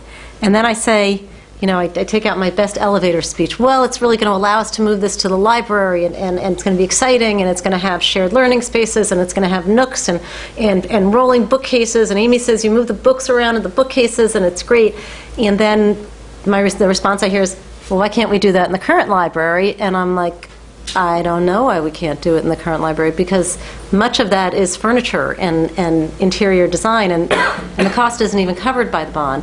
So when people say, well, what do we get? I'm like, well, we get 3 more classrooms, we get a 4,000 square foot cafeteria / second auditorium, and then I hear, well, why do we need another all-purpose room when we've got one? I'm just not hearing the support, and I having lived through the last bond, it hurt our community. It divided our community. Some people are still smarting from it, and I don't want to do that. So what I would say, if we want to do something exciting at Hillside, I don't know that this is the project. And I talk to other people, and they say, you know where Hillside's lacking and other elementaries is science. Let's do a science wing. Let's do greenhouse like they're doing out in Long Island. Let's put in labs, and that's exciting. Or people who say, early childhood has changed so much. Now kindergarten's the new first grade. Let's put in an indoor play area, again, like they're doing in Long Island. And that way we ensure that our K through 2, has Legos and all these things to develop their play. That to me is driving curriculum. I'm trying to get on board with this, but I keep coming up with, well, we have a library. We're going to move it to a space that's a couple hundred square feet more, and we're going to do new design in it. And we're going to have a cafeteria with a kitchen, and that's great, but is it $8 million great? And I don't know. And the other thing I hear is, I got hit hard in the reassessment, the salt taxes, and we're tossing around a number 17, but the last number that our community had was 8 million. And Jody, you were on the board. I remember that you all were so concerned about the price that you pushed that down by taking $500,000 out of a capital reserve. I don't know that this community is going to say, hey, 17 million, that sounds fine. I know Dobbs is doing this in Irvington. And again, if I want to be behind it, but I just am not hearing support. We're getting letters that are questioning. And then the last piece is space. Do we have a space issue or do we not? The answer is, in truth, nobody knows. Nobody knows what the trend is. We have 1 year's worth of data where we're short a classroom, and like one of the people wrote in a letter, is it a blip, is it not? We don't know, and her recommendation was, well, do you really want to take a big step, not knowing if it's a blip? And again, if we were a really wealthy community, everybody was doing fine, all that, I'd feel better, but that's not what I'm hearing. And I know we all speak to our different, people, our constituents is the wrong word, but our age groups, our social groups. So I want to support it, but I'm having trouble. So that's where I come in. So let me just respond, and that's Wait, fine. sorry, one last thing that I didn't address. I'm so sorry. In middle school auditorium, I like the idea. To me, that's a space that's gone for too long without anything. And I look at Hillside, and they have a beautiful all-purpose room, and they have that over at a brand new auditorium. I would move that up to summer work and use some of our capital fund for that and get some state money for the tax abatement, because I don't mind doing that. And the other thing I would say... Would you say you would move it up to? To do summer work, to pull the middle school auditorium out of the bond and do it with some of the freed up money that we've had. And I would also make this suggestion. I saw somebody post on Facebook about how exciting the new library would be at Hillside because it has chairs on wheels and her son needs chairs on wheels, and I get that. I'm fidgety. So I would say, start that now. Go put in grants to half. Start making that library so that your children can use it in the fall. I mean, it's going to be the same furniture wherever it is. It's not all that different in space. Like, let's have that happen now, and let's have that mom who says my son needs to rock around. Let's have her son be happy in the fall. So anyway, I'm sorry. Go ahead. So, the point about the cafeteria, it's an interesting point that you make. I disagree personally, but that's my own, just sort of my own personal inclination. But I do want to share a interesting anecdote that I heard this weekend from somebody that's, I guess has a child in Hillside. And I was really struck by this. So the current room that is used as the cafeteria is across the hall from active classrooms. So as it's, and again, I haven't seen it. I need to go and find some time during the day or a day where I happen to have off, and I can maybe quietly be in the cafeteria and also be not seen or noticed. I'm not sure how I'll do that, but we'll figure it out. But what was relayed to me is that there are now lunch monitors, aides, that sit at kids' tables. Why?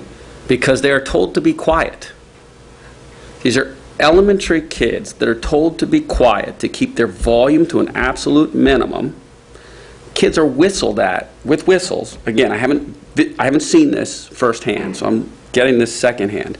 But because a very loud cafeteria impacts active classrooms across the hall, you now have sort of the active time of your day, which is already, I think, arguably cut reasonably short, eat quick, play quick.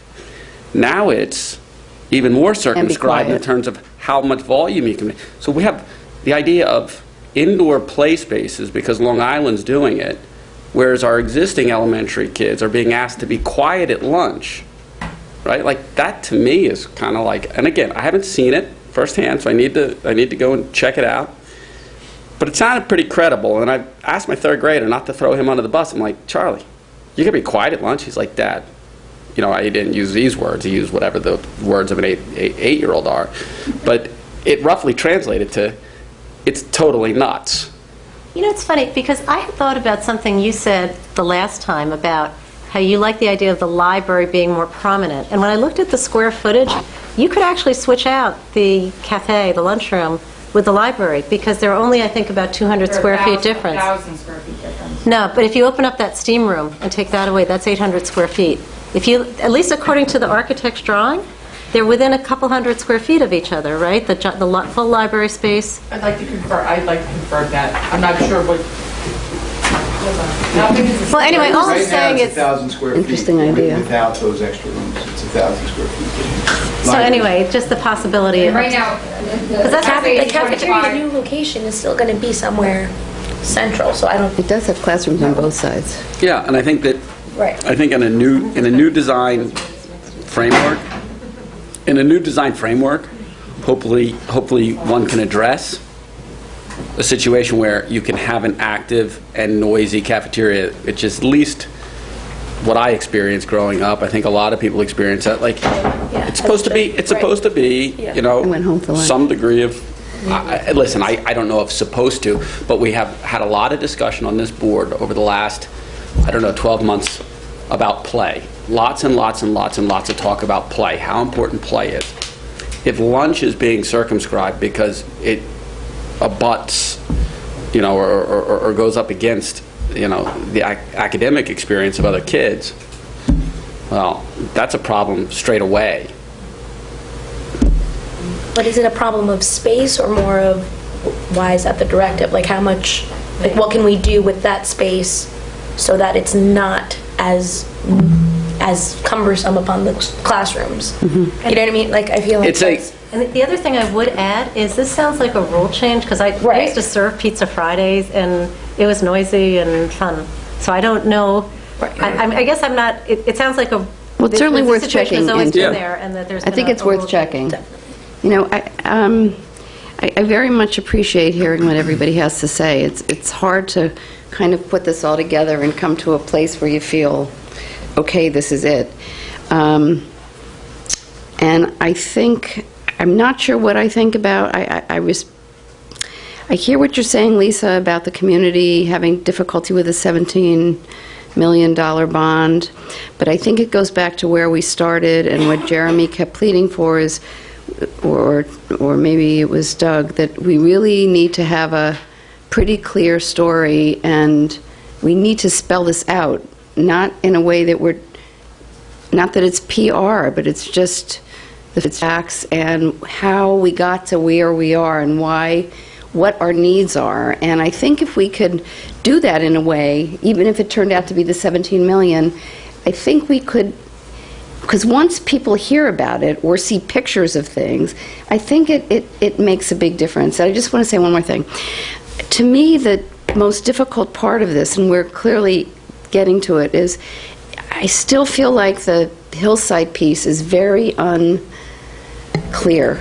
Certainly for me it is, about what are our needs there, not based on what a vision of what we would like it to be, but also what the needs are in terms of space and how those needs have changed from when your kids or my kids were, when you were at Hillside. I think the needs have changed, and I think that's from a curricular, educational, I think we need to be thinking of that. And it's very hard not to get into, well, we had this or we managed that, or, you know, but I think we really, I feel like it's the hillside piece, Maureen, that for me is so still not clear about what makes the best sense in terms of the needs and also of how would the pedagogy and the curriculum drive the space. In terms After of, Lisa I just speaks, wanted to- I'll talk about the space in particular and get all, I mean, I could speak about it just practically, but Lisa can speak first. And I think that's my struggle, because I feel like we heard this vision for Hillside, or this idea for Hillside, and then I felt that the narrative, you know, Doug, you keep saying we need a narrative. I felt that the narrative kept changing from meeting to meeting. First it's like we're going to have a cafeteria. Then when I watched Amy's presentation, it sounded like the cafeteria really just facilitated the moving of the library, and it wasn't really about the cafeteria. Then it was about enrollment, but we're not sure where enrollment's going. I feel like the reason for the change keeps moving, and it leaves me not feeling passionate about it, and I want to feel passionate about it. Again, if it were, you know, science, and, you know, I always fault elementaries that we say, it's all reading and math, and then, oh, middle school, sorry, STEM. You know, that's exciting. That's what I see, you know, that I could get behind. I want to get behind this, but I haven't heard the narrative yet that gets me there. I mean, I just want to talk about it from a practical Pretty clear, yeah. I mean, just, I'm just talking about how we got to where we are in the current design for Hillside. If we were to back up from like how this initially started and where the idea of the cafeteria kind of came into the mix. So I think in the last few years, we started to experience some space issues at Hillside, and it started with not being able to have individual spaces for instrumental music that had typically been there. And then it moved to this year not having a flex space. And then we've also now discovered that many of our special ed, not only our special ed spaces were out of compliance, but also the RTI spaces that have been functioning that way for a long time had been out of compliance. So when we started to look at the immediate need was to add classroom space at Hillside, just to address the classrooms that were being, that we've now had to move people out of those spaces. Our foreign language program is currently on the road, and then also to have a plan to how to get some of these other spaces into compliance. And just looking at Hillside overall, and it has always been a tight space, and we've been able to kind of accommodate it. And to your point about what had existed in the past was science classrooms that no longer exist at Hillside because they've had to be taken away so that it could provide a space for a classroom.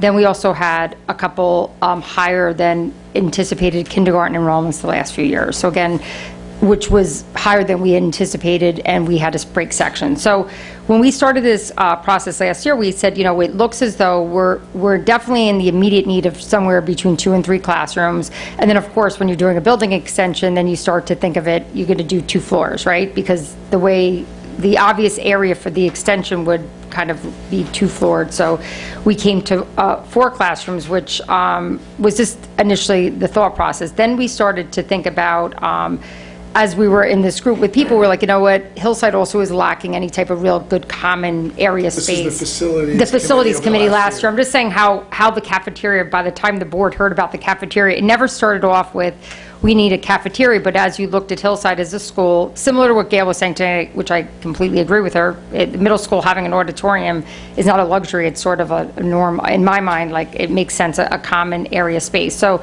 we started to look at Hillside and say, you know, we also are lacking, we're really tight on just common area spaces, and as we went through it, what doesn't Hillside currently have that would not be out of the norm for a school, a cafeteria? So as we looked at the cost of doing construction, and again, when you look at the different pieces, you know, you were more or less going to be somewhere, and Veronica can confirm this, but just for argument's sake, around $4 million to just add the space, because it was 2 floors, you needed to add the elevator, and then again, anytime you're doing construction, you start to say, well, what other spaces may we need, and is it for classrooms, or is in fact the need to, is there going to be a further need down the road to expand the space? And I think that's when looking at adding some common spaces that would either free up spaces in the existing building, kind of looking at it as looking at the whole building completely, is kind of where the cafeteria came out of, looking at what would make sense, what are some needs that would serve also as like common spaces in the area that the school currently doesn't have it. And then, of course, we talked about making it a cafeteria / auditorium that would allow, I'm sorry, yes? No, I appreciate what you're saying. I kind of went through that, I was studying the floor plans, and maybe you can help, because I see with this plan a net gain of 3 classrooms. 4.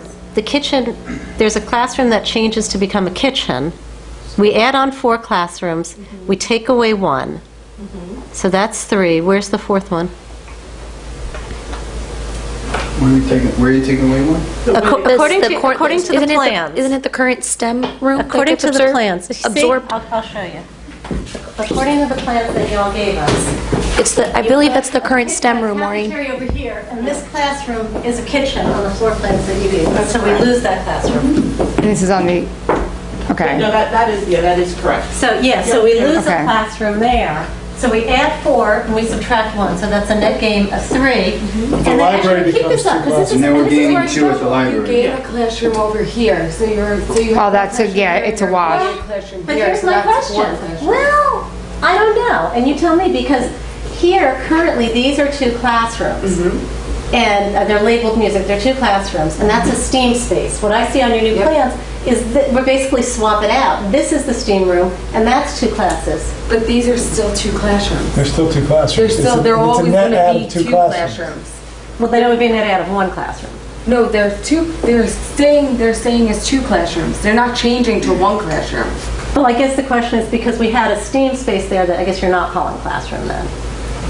We used to have a STEAM space. This is the STEAM space, and then this was the library. Right. We're gonna convert this into a music classroom, and this into a music classroom, and then this is a STEAM classroom. And then there's 2 STEAMs, yeah. So see, this was 1 classroom, and now you're Sorry, so a net gain of 4 classrooms. I can go back to the old one. I feel like we're going down a rabbit hole here. This is Well, no, but it's a sort of the question. community Here, forum this is where I'm getting to. Because is where we're Doug going was to get a lot of saying, feedback from the if we're getting more, Let's get at least clear on the classroom number. yeah, right? net gain of 4? A decade before.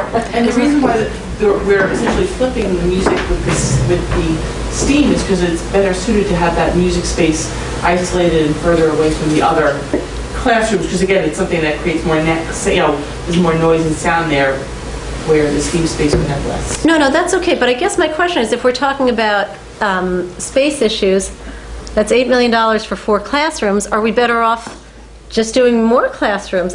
Nobody knows what the enrollment is going to be like. Is this a blip? I looked at the past 10 years of Westchester, of our enrollment, and it doesn't show this. So 10 years of history shows not an increase like this. And I looked at Westchester and where we're going, and the population, the elementary population has gone down and it's leveled off. So it may well be a blip. So again, do we want 4 classrooms added? Do we want more? Should we be making this decision today or not? I don't know, and this is where I struggle. I want to support this, but I don't want to tell somebody, okay, sorry, your taxes are going up 2.3% and probably another 2%, probably 4.3% or 4%. That's a tough sell. So and then Lisa, we're going to get our operating budget voted down because we're doing this. Well, we really just have to look at, I think your question is probably more about, do we need the cafeteria, right? Then, yeah, because I think you're clear that we need this space on So the Lisa, classroom. what would you be comfortable supporting about Hillside? I need to hear more from the community. I don't know. The community may come to us and say, greenhouse, that sounds awesome, greenhouse in 4 classrooms. But I don't, But it's our job to come to some level of clarity about what we want to support, whether or not the community wants to support it. So what would you support? Yeah. I don't know. I'm putting this out here because I'm not sure. But is that de facto you wouldn't support any space additions? I'll tell you what's hard is if enrollment stays historically the way it is, then do we need 1 or 2 more classrooms? Maybe we do, but can we recapture those? Like I asked a question about those 3 spaces that have been chopped up illegally. We're going to have to unchop them or do something. Are those reclaimed? There's too many questions. We did actually show that we do have a plan for next year, Lisa, and it would still, like I said, there was a couple things. So there's the suite, the ones you're speaking about are some of the special areas used in special ed, and then again, as we uncovered during this bond, not only were they out of compliance, we also now have these RTI suites to address. So I think, first and foremost, I don't believe that.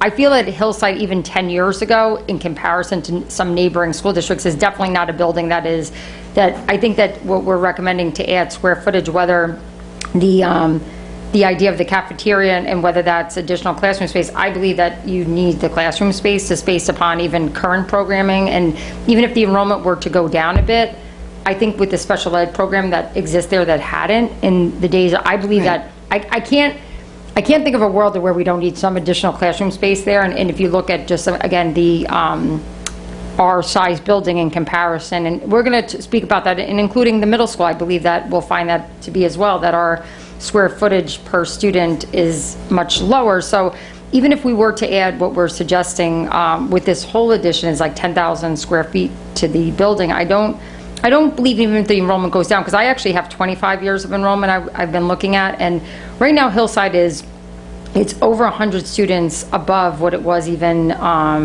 10 years ago, and that trend, although I understand there's a blip, I would even arguably say that even 5 years ago there could be an argument for additional space. Now what that space ends up being and what the board decides to be, but my concern is that we do have special education programming that did not exist 10 years ago, and I think, if anything, that is, I don't want to say here, that we are running things that maybe hadn't been in the building, and then also including, like, your idea with the science room. And I think that anything we're suggesting, if it isn't used for just a enrollment type need, could be absolutely something to your, you know. Look, if I felt that there was the need, and I'm a data person, you all know me well enough to know that I love data. If I felt that there's the need, I'd be behind it 100%. Build 4 new classrooms, cafeteria, that I need to hear from the community. There's a compelling reason. I'm sorry, I was talking. But that's what I would like to know is, it's very hard to do it on 1 year of data. But it took 3 years. I mean, I'm just saying the space started 3 years ago. It's also the highest in 25 years. And I guess here's the question. So here's hold on one second. Oh, I'm sorry, Lauren, go ahead. It's Go okay. ahead. Sorry, To me, I mean, we've already, I feel like we've discussed the cafeteria, and we brought up some good points previously, but I guess they need to be repeated. And to me, there's a compelling reason to have the cafeteria in several regards. One is that the new cafeteria would provide additional square footage so that 2 grade levels could attend lunch simultaneously.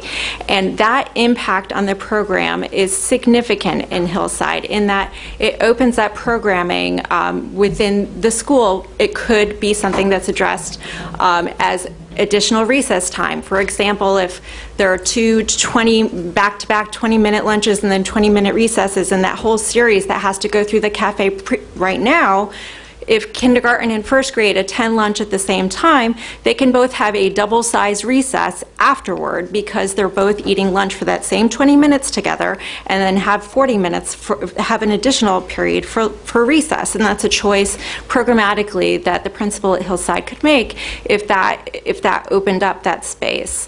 To me, that is a real significant change that could be an opportunity within the program at Hillside. In addition, the other piece is that, as I've understood from Amy Cases, that the all-purpose room at Hillside is really not an all-purpose room. With the flooring that's in place, it really cannot be utilized that way. And in fact, I know that when I attended the 4th grade graduation, it was not up on the stage. It couldn't fit up there, and it had to be moved to the side. And grandparents and people could not see what was happening because there was no raised stage. And it caused a lot of, sort of chaos of family members trying to reach forward and take photographs. And I mean, that's a big cumulative moment in that school, and it was not really shared as a celebration because there wasn't appropriate space for it, let alone the air conditioning that didn't exist in that space either on a day in June. So the space for the new cafeteria would really be able to provide that, and perhaps the stage area or that rethinking of that all-purpose space could be rethought of as something else in the future, but it really can't be utilized for that anymore. I know that the most recent HEF movie night had to be moved here because you can't eat on that floor that's in Hillside anymore, and they didn't have the capacity for it, one, and they also didn't have the ability to really let kids have snacks while they watch a movie. So, I mean, if we want to have Hillside having its own identifiable space to gather, just as Gail said, we have to be able to provide that in that building as well. I think those are good points. I do want to raise, though, I keep hearing about having 2 grades eat at once will change programming, but I know a couple of years ago we had 2 grades eating at once before the new flooring was put in, and I don't know, this is sort of a new argument I'm hearing, that the 2 grades make a difference, but that's what we had. And I don't know. I was just there for Veterans Day. It was a nice space. I mean, I can't speak to those programmatic changes, but it is an opportunity to rethink that because it is something, I don't know, in those years past if people have been talking about more extensive recess time, but this sort of dovetails that question and the capacity for that space at the same time. So I guess my question is, in this process of going around, and I still would want to hear from Manisha. I don't think you've sort of commented on your thoughts on this. I am trying to nail down whether or not there is consensus to the existence of a space issue per se in Hillside. Do we collectively, 7 people, think there's a space issue? If the answer is yes, then we should add space. If the answer is no, then we shouldn't. Or then we should ask the question, do we need to add space? So that's the basic question. Now, the one thing that I'll add to that is that my understanding is, per many conversations we've had, we're going to be short a classroom next year. Well, right now, in order to address the the spaces that are out of compliance. And again, we don't know what's going to happen with the kindergarten, but I would say it's a safe bet that we're going to more than likely need to take away we're going to be taking the music classrooms next year and repurposing that space to get us into compliance for both our RTI spaces and all the related service spaces. We believe that gaining that square footage, and then to Lisa's point, reconfiguring some of those classrooms, but we need additional square footage to make that happen, and possibly taking over the stage at Hillside also for an additional practice space. So that is what's going to need to happen next year, and FLES and music would both be in a push-in. Yeah, so hold that thought. So that's option one. Option two is we raise class sizes. Oh, yes. Right? Let's just be real clear. Like, let's go into this community forum real clear. Music's on a cart, FLES is on a cart, or we drop FLES. So learning Spanish is a language merge in the elementary. We could drop that. That would save us some space.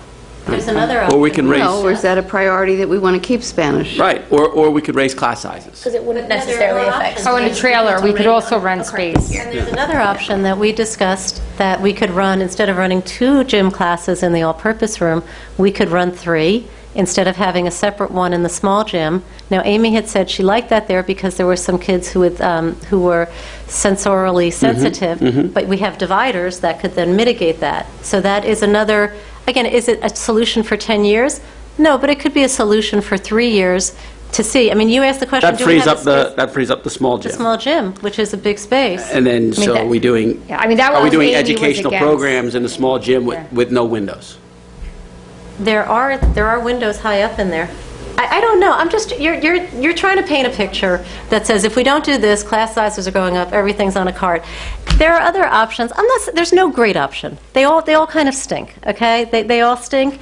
But it's a question of how much is our community, how much support will we get from our community? I'm being, the same way Charlie said, I'm as good as my last board vote. I want to know what the community will accept. Do they want to do an addition? If they want to do an addition and but I think that goes back to needing to, if we think that's what, to your question, to Tim's thing about space, if we as a board believe that there's a space issue, what's the best way to address it? And I think then we could present it to the community in a way that I think that some people might be able to understand and get behind. Maybe not. Maybe it wouldn't pass. And remember, it won't be done until 5 years from now. And I would say, is there a space issue? At this moment in time, we are 1 classroom short. Is there a space issue next year? I don't know. But I guess, wish I could look into the future. Maybe I don't understand. Maybe I'm wrong. You want to say something? I have, but I'm trying to find it. We haven't heard from you. No, I think, Tim, what your line was thinking was exactly what I was sort of trying to work through in my head. I feel like we haven't really fully understood as a board what that space issue actually is, and I think until we get a better understanding, I can't say that I am for or against it. I do want to talk to your point, Lisa. I do think it is our job to still be okay with not having everything sort of nailed down, because I like the fact that with those community forums, if we do decide it's the $17 million one that we want to go out and talk about with the community, to then say, we're not married to this, we want to hear what you have to say. And I think that that's a really important thing to keep echoing, because even if we stick with $17 million and we present that to the community forum on November 29th, it doesn't mean that we're not still going to ask Maureen and Joe to chop things up once we hear back from them. And I think that that's part of the process that we have to honor. But again, I still want to hear more about the enrollment, or about our dad with spacing, or how we're reconfiguring those spaces, because I had emailed Maureen and asked about that. So those are the types of things that I'm anticipating hearing, but before I say this is how I sit with this. So if we could get, this would help me a lot. We have 3 classrooms that are not classrooms anymore, that have been divided into these spaces that now have to be fixed. If we could get a sense of what those spaces, like next year, what do you envision for that? Are we freeing up anything? You're taking 2 music rooms. What comes out of that? That would be incredibly helpful. I do have that outlined on this map here. I can give you.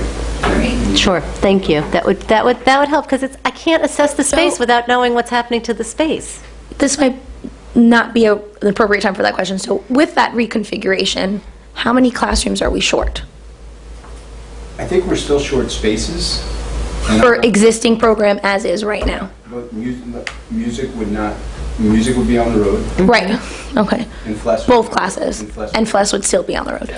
And then are we still tight classrooms with those 3 specials on the road? I think we're jammed. You know, we're full. We're cramped like we are now, but we're not going to be out of compliance on anything, correct? We're going to be a lot closer to in compliance for the special ed classes. There may be like a room or two, like with the RTI, like I mentioned. Right. Because we're, that one kind of Yeah, the also, you know, RTI that RTI suite, each room is supposed to be 300 square feet, 100, so we have to, I think some of that's addressed. I mean, I don't want to speak, I mean, like when you share the map with everybody, I think the unknown Venetia, as we spoke about, I think there's 2 pieces.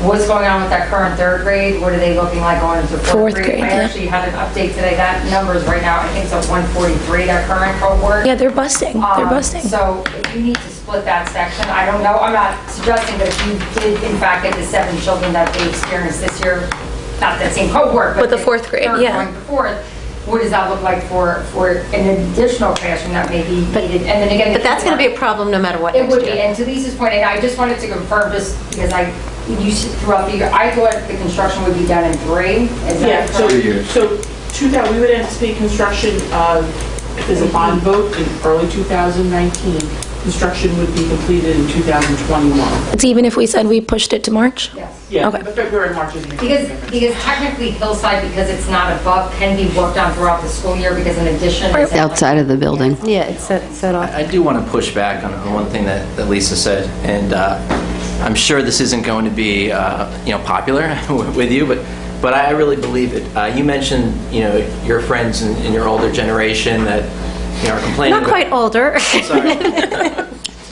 Kids out of school, they've been in town for High 15, school 20 years. to high school to college. Let's put Been that. in town for 15, 20 years. Yeah. So I feel that, you mentioned reassessments hitting them. I feel there truly is, and I talked about the investment that people are making into the future, and everyone who's got kids in the school sees it that way. I really feel there's a shared responsibility, shared burden, and I'm sure you feel this way too. The fact is we've done 1 bond since in the last 15, 18 years.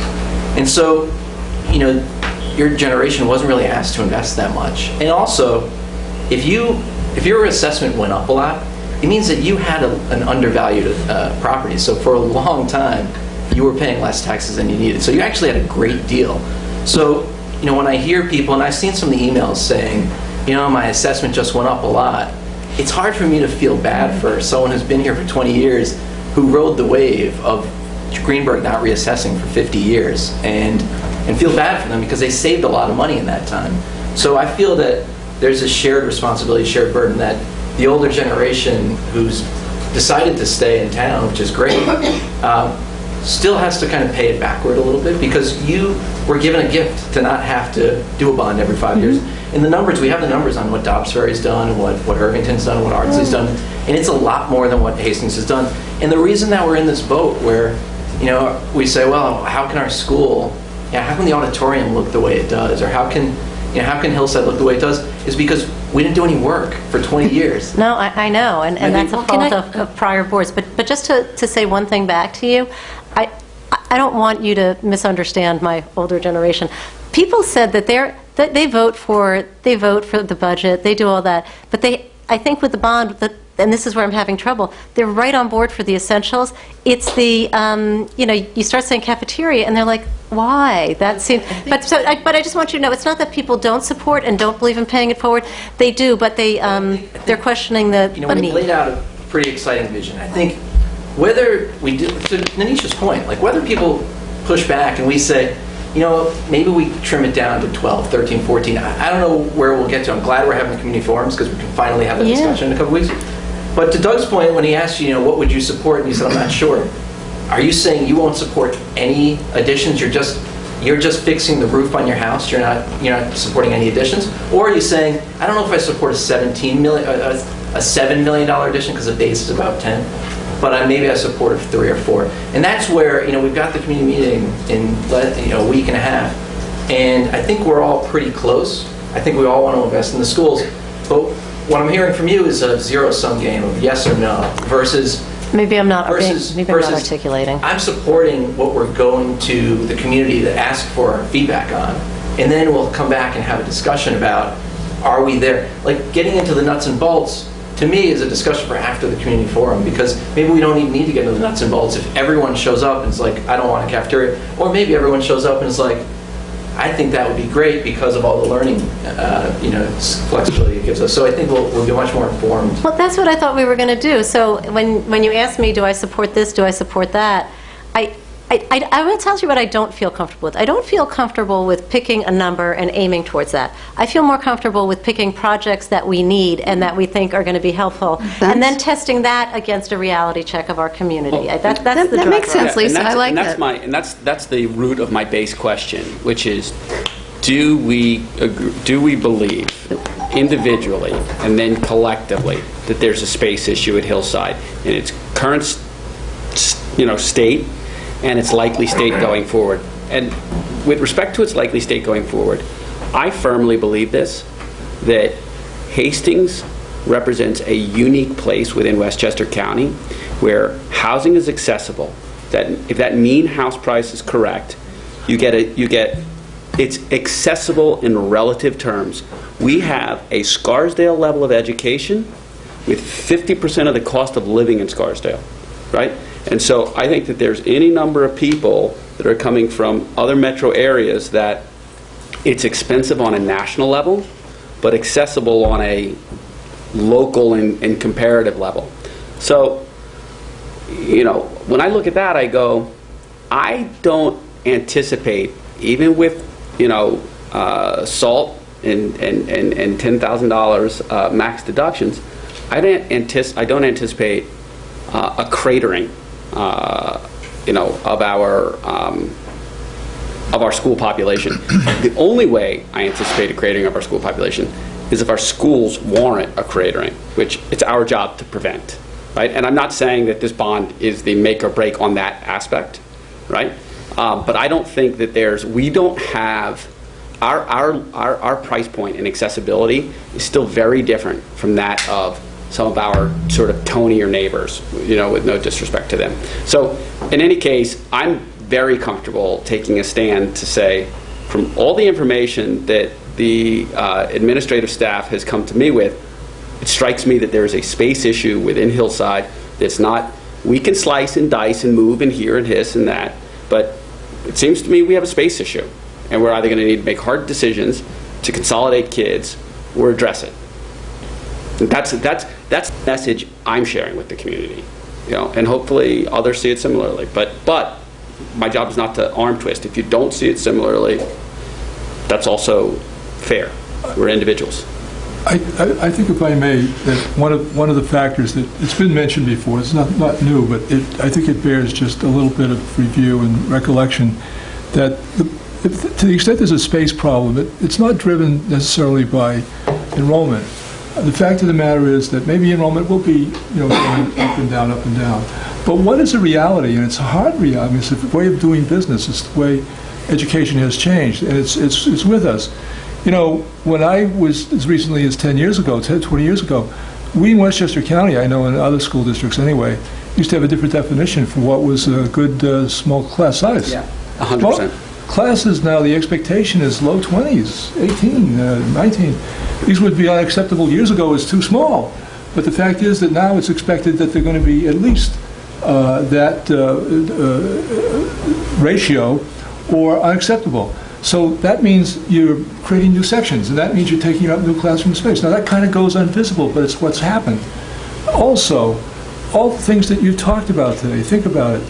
Well, we happen to be teaching Spanish. Well, we happen to be wanting to do more in science, which I do too. I think that would be great, what was suggested.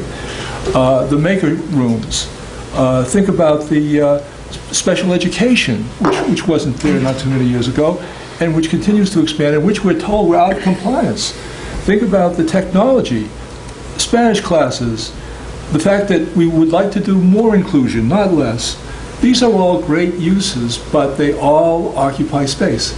And what do? We scramble. We scramble to find out, where can we find storage? Because gosh knows there's never enough storage. But even more important, significant, is now we're beginning to cut back in the arts. Now we're beginning to talk about art and cart as a real possibility, or cutting down on music as a necessity. The quality of life, the quality of product is being diminished by this squeeze that's going on. It's almost an invisible thing, because the thing that is causing the lack of space are the things that we want to enrich the school, that we have come to expect, and that the public to some degree will demand. And so here's the conundrum. If you don't buy into that thesis, and you say, let's keep somehow find a way, squeeze it in here, do it in there, you know. Oh, we can use that closet for something. Well, maybe we put a class in there. I mean, people talk about this at the elementary level. They tell me they feel tight. They feel that every corner is has been used or is being used. That to me is the thing that, you know, it's not so apparent, but it's there, and it's squeezing every inch of space out of the school. Sharon, question based on what you're saying, and these are excellent points. If we were to say forego the cafeteria and do an addition of 4 rooms, and Veronica, this is probably for you, what's a ballpark-ish figure for that? So this is $8 million. If we just did classrooms, if we said there's a space issue today, we want to be real safe and do an addition, so we're going to do 4 classrooms. What's an ish number for that? Give me 1 second. I have that number. We have that list. So while they look, I just want to say, with all due respect, Charlie, it's very helpful to hear all of that again. I can't quite get with the 18 to 20 students in a class part of it. I mean, even private schools in New York and environs don't have 18 to 20 kids in 3rd and 4th grade. Just to be clear, 23 is what, if we did 23, we would require more room. So don't get hooked on that 18 number. Good. Well, that's helpful. But what I do want to say, and what you point out, is I think Hillside is kind of bursting at the seams. And I really think it's because of these other issues, the special ed, the other extra psychologists, social workers, things that we need now and that we have in the school. And I think we have to pay attention to the effect it has on music and the arts. And I think that's something that people really want here and really value here. And to me, Lisa, that's why I've sort of crossed over to the other side about doing an addition. Now, I don't know where I am with cafetorium, whatever it is, but I do really believe that there is a space issue that we need to address. No, I'm open to that. That's why I'm asking you about the figure. Say that again, Veronica. I'm sorry. I don't think So say anyone. 4 million. I agree. Without fees, right? So say 4 million. But Jude, I agree. I think anyone in our community is going to fully support anything that has to do with the arts or enriching our kids' lives, Spanish, things like that. But I think, and Lisa, you can totally correct me if I'm wrong, I think what you're questioning more is that what we're selling? Is that what we're buying into with all of this? Or is it something else? Is the cafetorium really going to be a space that frees up program for Spanish, for whatever it may be, when right now it sits dead for part of the day, and it used to have 2 grades in a room, and it's, you know, so. I mean, to me, what you really get, the bang for your buck that you get is more classrooms. That's the easiest piece of this. The cafeteria, the library, again, I see similar space that could be used very effectively with Amy's presentation. I do see a common all-purpose room. Maybe it's not perfect, but it's more than the middle school has had. I mean, again, if we had unlimited funds, sure, let's do all this. But the classrooms seem more meaningful to me, especially if we've taken away 3 to make special education space, and we may be taking more or less. I'm And to not quite sure compare I'm it reading to- you on. I think it depends on what happens with that income. Right. I think I'm saying as of today, we're just anticipating taking the music spaces, and classes already lost the space. Right. And instrumental music lost the space year before that, and 2 years before that, they lost their science, whatever, a few years before that, they had a science classroom. Remember, I mean, our kids, I thought that changed to So STEAM. That's No, what I there was thought. always a science class, a lab upstairs. So why I think that's why personally I have always supported the classroom additions, because I think programmatically that just affects our children. But I think when we talk about like the Quad Village and comparing ourselves with other towns, I feel like we're moving away from our kids. And when we compare ourselves to Ardsley or to Irvington, they're running different types of programs, and so they might have done, however $1 million of bond, but that doesn't necessarily mean that that's like the right fit for us, because what they do is different. Like, they have a robust special education program, and we still are getting our bearings, and I think it would be great if we had classroom additions because it gives us space to grow, but that doesn't necessarily mean that the $17 million is what we... Another way to look at this community forum, I think what we're trying to figure out is what are we asking for feedback on? So if we're not asking for feedback on the cafetorium, I'm not sure why. Like, isn't that what we want the public to? So the question is, what do we want to present on the 29th to get feedback on? And I don't know why we wouldn't want feedback on the cafetorium, whether that's positive or negative. I'm not sure why we wouldn't want it. So I agree. Back to the original question is, what do we want to present on the 29th? I'm not sure why we wouldn't want to present the 17 million and then come back after the forums and say, hey, it's pretty clear that people really like this, they don't like that. How do we split things up and kind of come back to the table? That's why we're doing the forums now and not in January, so we have the time to do this. And I think I like that a lot. I think as long as the community understands that we haven't all come together to embrace this as it is, that we need to hear from you. That's part of the...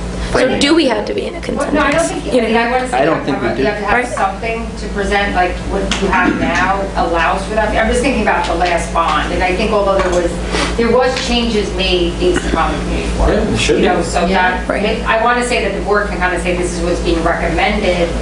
We were, we're waiting, however you want to say it. But I'm saying obviously people say whatever they feel like they're saying, but you're not going to be tied to whatever you go to the community forum. But I think that's the mindset. Go up. We have to take the mindset of what are we looking for feedback on? Because if we don't bring it up in the forum, then we don't have anything to go on. And that's even worse than trying to make a decision on our own. So I think it's pretty clear cut in terms of what we've been discussing, what we want feedback on. And then I'm excited just one question, the forums will be taped, right? Videotaped? Well, that's up to the board. We have a date. The forums are what? No. What was your question? The forums are? Videotaped. I 100% think they should be videotaped. I agree. Whatever the board would like them to be, they can be. Patrick he has, I can't remember what we did last time. I remember you being there with the microphone. I remember that very distinctly. I already put it on the calendar. Good, okay. That's something we have to vote on. And we have to... Let's talk about that date. So as far as what do we want feedback on, I think it's a great suggestion. Yeah, as was a... Yeah, so... I guess we'd have to do a revision of the Farragut complex to take out the locker rooms. Yes. On soon. I think we would be, moving forward, I guess, with what we've been discussing.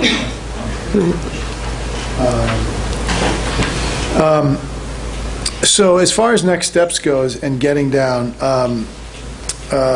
presenting something from Farragut, and we'll get a clear rationale and presentation details from Gail, and any changes that need to happen to the materials. I don't know if there's for Farragut, for the auditorium. As far as Hillside goes... One question on Farragut.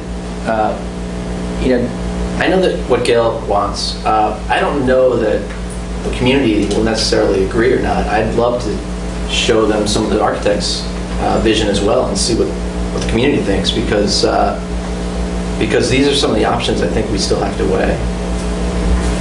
Well, I guess for that, should we see how people feel if they want to put that one forth, or if they like what Gail said about the auditorium?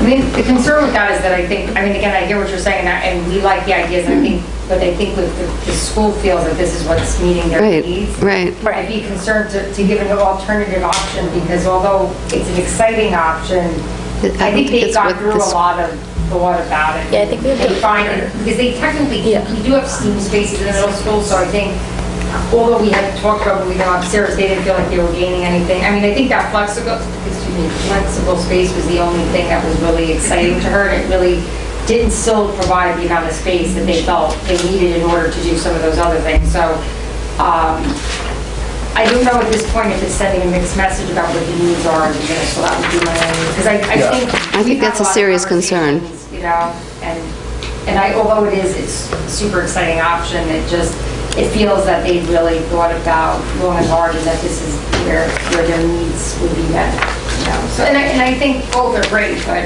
you know, that's sort of... Yeah, I would, personally, I would be in favor of just presenting that. I understand what you're saying, but, Gail and Chris have come. It's been something they've been thinking about for years. Yeah. They clearly articulated a need, and, it just seems to me like it's... I think there will be a lot more options once, I mean, again, not to, they probably, as the community forum, they'll be able to provide even additional things, because I think they didn't have the space prior to that, so they'll be able to find additional uses, I'm sure. Question for you. We had talked about pulling the middle school auditorium out of the bond and doing the work this summer. If it was an emergency. Right, but even we do have money in the capital fund. But what I'm wondering is, if we do that, and then say we do $4 million for classrooms, then that brings the overall bond number down to like 11? Yeah, but actually, if I could comment on that, because it's already essentially the end of November 2018, I don't believe you have voter approval to do a renovation of the middle school auditorium. So at this point... Sure, absolutely, yeah. So...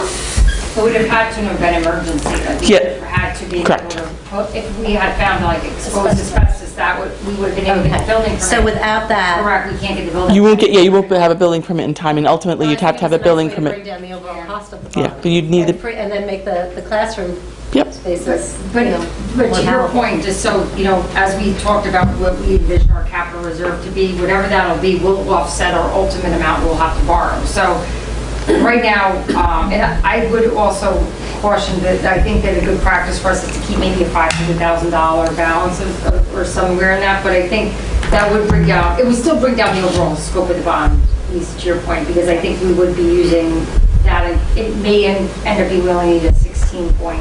If in fact you went for the whole scope, it could be like a $16.5 million bond as opposed to 17, depending on how you wanted to dice it out. Kind of what we did last time, we took 500 out, we left money in, which we ultimately ended up spending, to be honest, a lot of it, on like voter-approved work, but not associated with bond. Okay. I mean, it seems like that's not a conversation we need to worry about for the forum right now, right? I mean, that's something that we can... So as far as Hillside goes, what I would recommend is that we present the facts as they've been presented. And, I think that what I've heard here is quite a few. There's the idea of, music potentially having to be pulled. Carini and Rubino already pulled and using a closet. There's FLES on a cart. There's special education regulations and getting up to speed. Communications class. There's need for a new special ed class as well, right? Which hasn't even been discussed. So I want, again, that I don't even. I'm like. That one is out there on it. I'm just kind of addressing. So, I mean, let's go through that. Let's go through then. The next part is that there's also the strong potential that there's a kindergarten class that gets, comes in that needs another section. So we need a classroom for that. Or that. Yeah. Or continues to be any 6 indication of what do we know? Or the third grade. Is there a strong presumption? Do we have any data so there's yet? more the data there. we have, again, and I know what I did provide, and again, this is how we do an actuarial study. We didn't have, obviously, kindergarten registration yet, but based upon the way people look to plan for enrollment, and we use just like Irvington, everybody else has been using the same way I presented to the board. It pulls live birth data, sales data, and there's also a formula that takes over like your history and applies like a predicting what your enrollment should be. Based upon that, again, and I'm sure as the years go on it gets less reliable, but based upon what our live birth data was for this cohort coming in, it looks as though we would have again, based upon that, 6 sections of kindergarten next year as well. And our concern is also that teetering third grade class, which I actually just went back and confirmed the numbers. It did end up with 143 students. That cohort last year was 132 kids. I mean, just it's interesting, and maybe it'll lose children, but again, that's another one we're keeping our eye on. Is that up to 25? They're in some classrooms, they have 25, they're between 23 to 25. So again, just keeping all these factors in addition to what we already have experienced this year. If we were to go with the assumption we'll have 6 across the board with a potential 7 for either, for that kindergarten with the potential of that potential communication. So it's like having like one. We're right on. And it's not hard right now because we're assuming that one or the other won't happen. Now, is that being addressed in Joe's floor plan that he's going to be sharing with us? Right, Joe, you are. Okay. We're kind of just trying to get into all the what ifs, yeah. But So- again, so- I'm sorry. well, no, One thing I think will be interesting for the community forum, and again, not that we want to compare ourselves to other districts, but I do think as we started to look, and it is pretty interesting information at what the size school is versus enrollments of some of our neighboring districts. I think it is important. I think it is important to kind of keep that in mind. And I was even asking Veronica, just trying to do a calculation on what is there a recommended square footage per child that's, and not even recommended, what is the trend in square footage at every level, like including the middle school. And I think we'll find with the middle school, again, will give another argument to why that middle school auditorium needing a common space, because you need to have a certain amount of space. So just on the initial information we have thus far, this our neighboring Springhurst school is 115,000 square feet. Their enrollment's a lot higher than us, isn't it? It's lower, it's 100 lower. They have 552 students. They are a K-5 I think building. that number was wrong. I was looking at one of their, I did get it from them, so I don't know where. But just to come back to, I think we're talking about the community forum. We're talking about, let's be the facts about the space needs. Here's what we have. Here's what we need. I do think it's important to talk about flexibility and optionality. I mean, Sorry, you know, just to correct, Springhurst has 653 kids, as according to their PowerPoint that they did at the budget last year. So I swear I did get that number from their central office. No, I know. But even at that, But I just want to. No, that's good, because that makes the right sense. data. Because I was wondering, like, I mean, But I they're know they're K-5. lower than us. They're K-5, They're K-5. yeah. And we have, But they're what is our current? so I don't want to get too lost. We can come back to that. We can share that at the community forum if we need to. We can share all those data, and we'll have someone can comb that data and make sure it's accurate. But I do think that this idea of having some degree of optionality, even if the Dobbs and Irvington numbers are off by some order of magnitude, we are still way denser than those buildings. We have 646. Right, and we are, and I just sent the whole board this, we are right now, over the last couple of years, this year in particular, we are our highest enrollment in 20 years at Hillside currently, which is why we're feeling this. So if you take that idea of really high enrollment, it's not going to drop to zero. It's going to keep going. I mean, we live in New York City, and you think about the different optionality that this creates, whether that's a green science wing or whether that's a couple of science classrooms. When you think about the space mixed with the density of our building, mixed with the ability to give ourselves optionality, I think there's a really strong case here to invest in our schools. I advocate that we make that case to the public, and if the public says hogwash, the public says hogwash, and then we go back to the drawing board.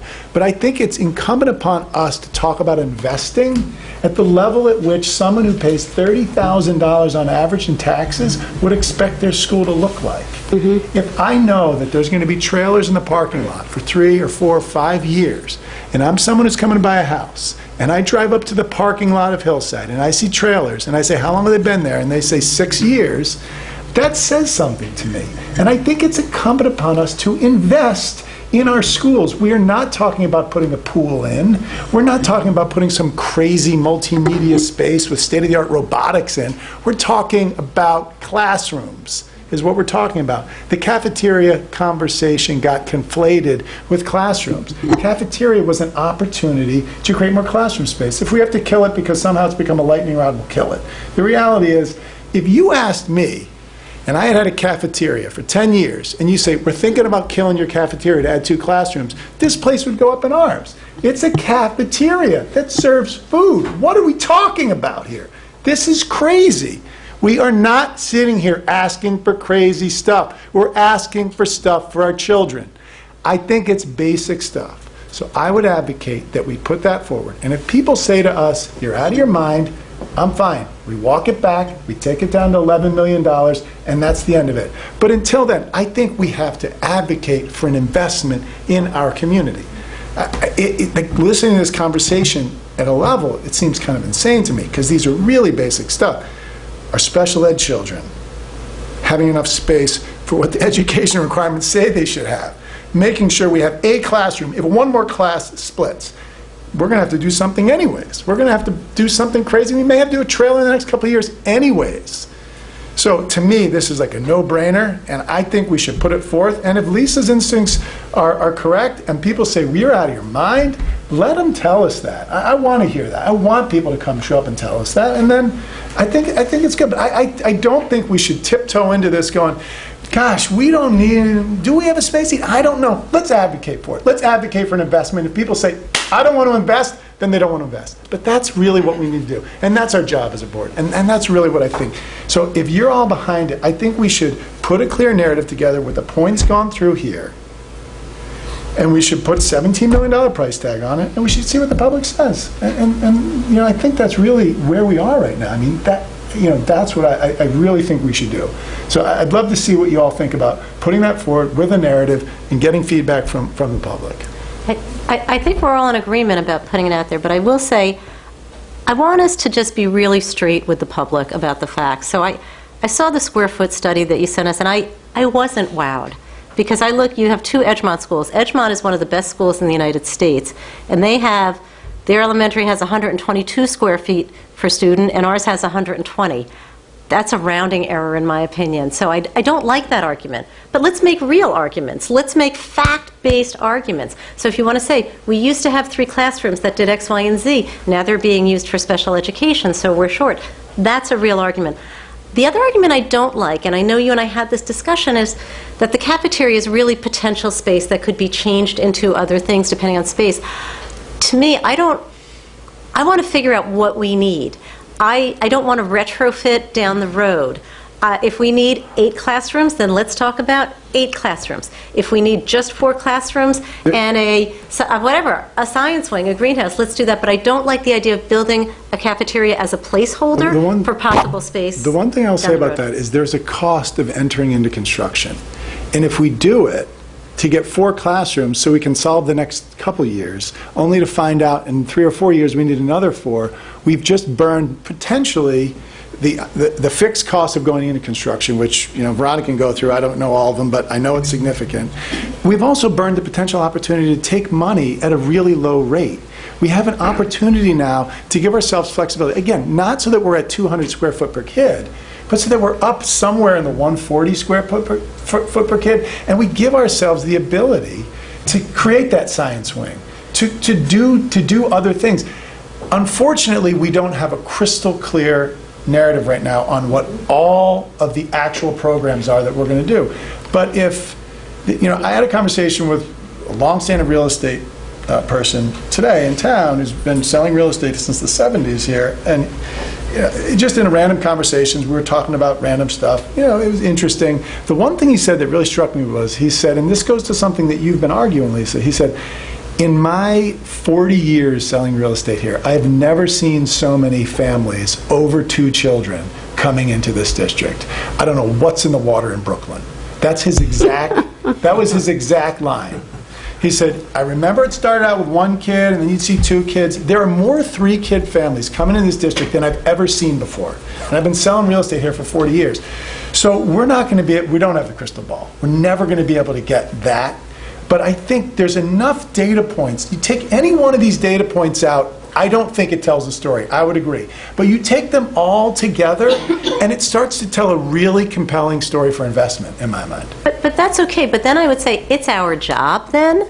Instead of saying we're going to build a cafeteria because it's kind of what y'all suggested, it's our job then to figure out what do we want that space to be. Because I don't want to retrofit. It's too much money. Then I'd say then that's our job. And if it means, and I know this is not popular, delaying a vote till June, then at least we get it right and we don't spend hundreds of thousands of operating budget to retrofit a space that wasn't the space we needed it to be. So I have a proposal. Why don't we move, take, the rest of this conversation offline, because we have to figure out what goes into that presentation, right? I think it'd be great if you were a fundamental part of that, if you helped just kind of define and help, because I think, I'm going to be honest, Lisa, having you at the meeting as an advocate is going to be really important. I think you need to feel comfortable with this. At the same time, and I want to be that advocate. You may not really feel do. comfortable with everything, but I really do think it's important. I know, as Charlie said, there are votes that go 5-2 and whatnot, but I think there's sufficient worry in the community about what happened to the last bond and the fact that it kind of tore the town apart on some levels. I was also told by this real estate agent that he was actually approached by 4 families in Hastings that asked to leave town, and they moved to a different town because of the acrimony they felt during that bond. It was awful. Families It left was because awful. of that, right? So at the same time, I really want, let's get the facts, let's get the story down. I think it's there, it just might not be articulated, and let's get that clear story down. Let's peg it at 17 million, and then we'll go from there, and we'll see what happens. And you may find that people in the community may also embrace the idea of having a cafeteria as well. I mean, having a cafeteria at an elementary school is not the most outlandish thing. I think it has been something that we historically haven't had here, but we are probably one of the few, and I think there's a lot of reasons having an actual dedicated cafeteria space that functions is not a bad idea either. So I think if there's wide community support, fabulous. Right. Okay. Jody, what else do you want to say? Nothing? Okay. Clock is ticking. I had us pegged till 11, so we finished an hour short. 11? That was good. I'm joking. We've been finishing at 11. Not a surprise. Okay. As much as that was a long meeting, we had to talk about this. This is the first time we've ever really talked about the whole thing together in public, so I think that was helpful. Okay. No student today for the student report. Business items. Can I just mention one thing about the bond and I actually, an audience member and I spoke to him today about it, and I'm going to kick it to you, Veronica, and we have to think about it. One of the things that was recommended is if in fact, do schools ever wrap putting like a new piano or something when they're doing music suites, just because that may have an impact on the budget. I don't know if we factored in all that, but we'll have to talk about that offline. I just wanted to put it out there that maybe some things we want to consider, like tweaking in our proposal on the music, if you're okay with us doing that offline. The renovation thing? Yeah. Because there was some suggestion, does that have the state-of-the-art equipment, different things that we may not have And included? if we're questioning the music suite, I would question the music practice rooms for 3rd and 4th graders. I don't know that they would actually use them. No, I was actually talking about here, Lisa, just okay. the renovation of the current spaces. I was posed with a question, does that include new pianos? Because some of the equipment that's in that room currently is not up to snuff. And I thought it was a good thing that we have to talk about offline, even if we don't include in the budget, but we should plan for that. That's why I just wanted, because the cost of that can be significant. So you can include that in the bond, it's just whether a question of whether the equipment's ageable, which we talked about earlier. Okay. So I think that's important, because a lot of the pianos are dated in those rooms.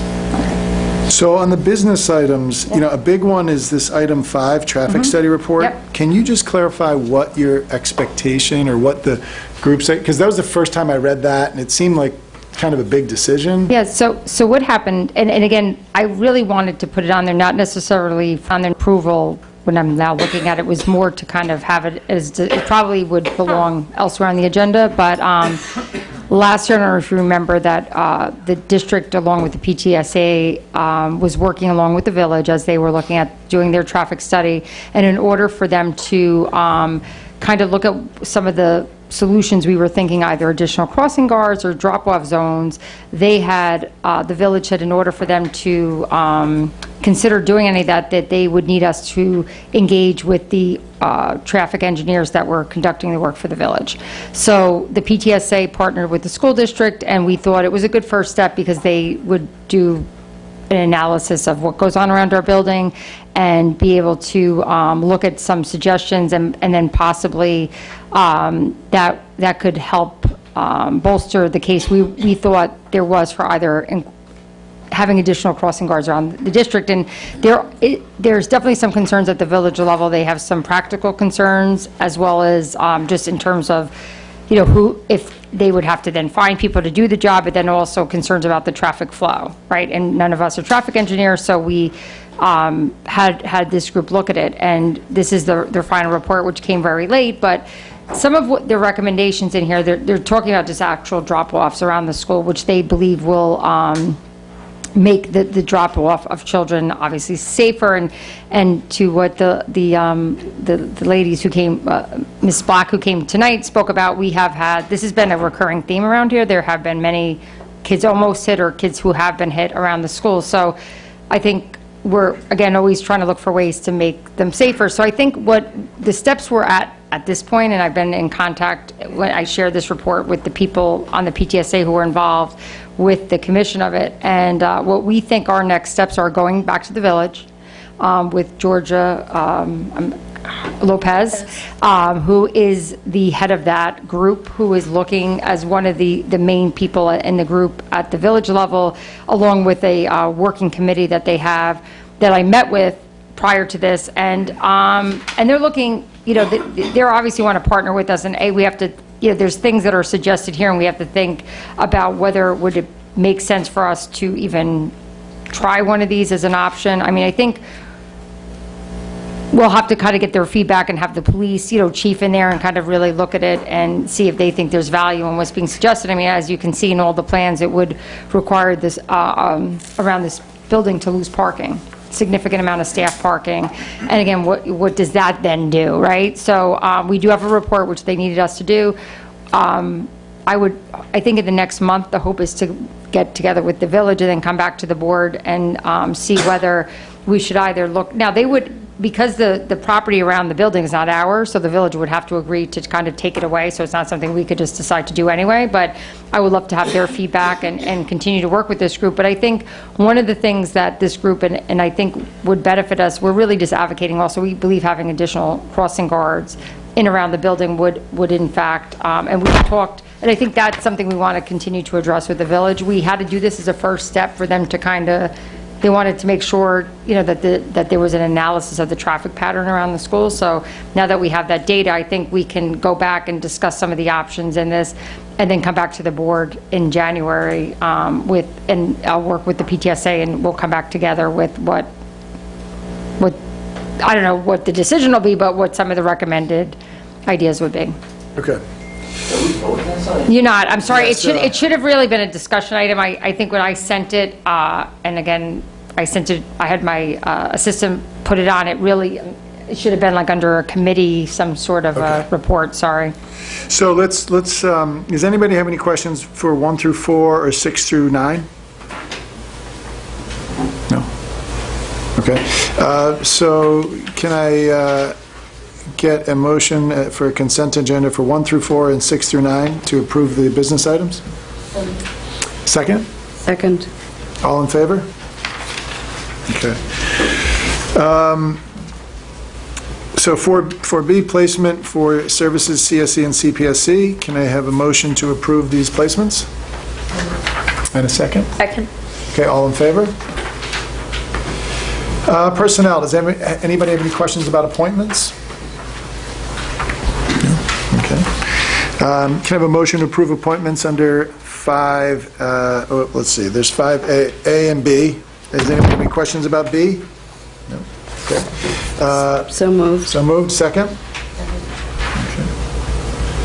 Yeah, was there, Laura, Lisa said second.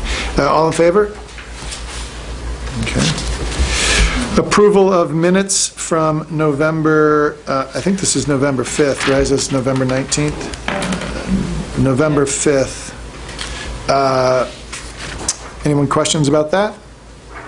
Okay, you have a motion to approve minutes from November 5th? So moved. Second? Second. Okay, all in favor? Okay. Committee reports. So, finance. I can report on that, Tim, unless you wanted to. I don't care. Okay. We had a good finance committee meeting. We talked about I guess three main topics, out-of-district busing, our 3-year reserve projections, and the budget. Maureen had, it sounded like a very good meeting with transportation officials from the river towns and expanded to include Tarrytown and Elmsford, and really had some very productive talks about how to reduce our out-of-district busing costs. And just to put this in perspective, we spend, I think, $300,000 to $400,000 on in-district busing, and $1 million, we've budgeted, I think, over $1 million too for out-of-district.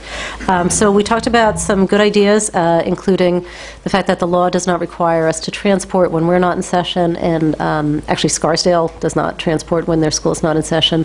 We talked about centralized pickup locations rather than what we actually have currently is better than the public school children get. I think, Maureen, you called it limousine service. It's door to door, and our public school children don't have that.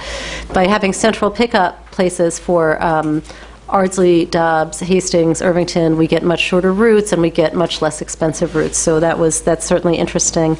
And we decided that I would reach out to board members in the Quad Village, and I have reached out and I've gotten some very positive feedback.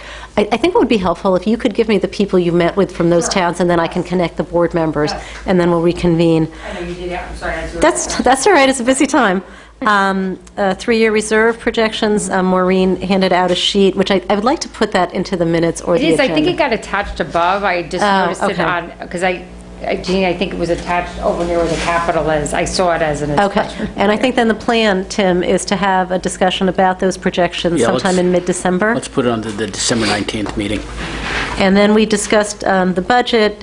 We talked about Jeremy raised the idea of a flat budget, and we talked about pros and cons, and we can aim for it, and but how much play do you want to have under the cap with that?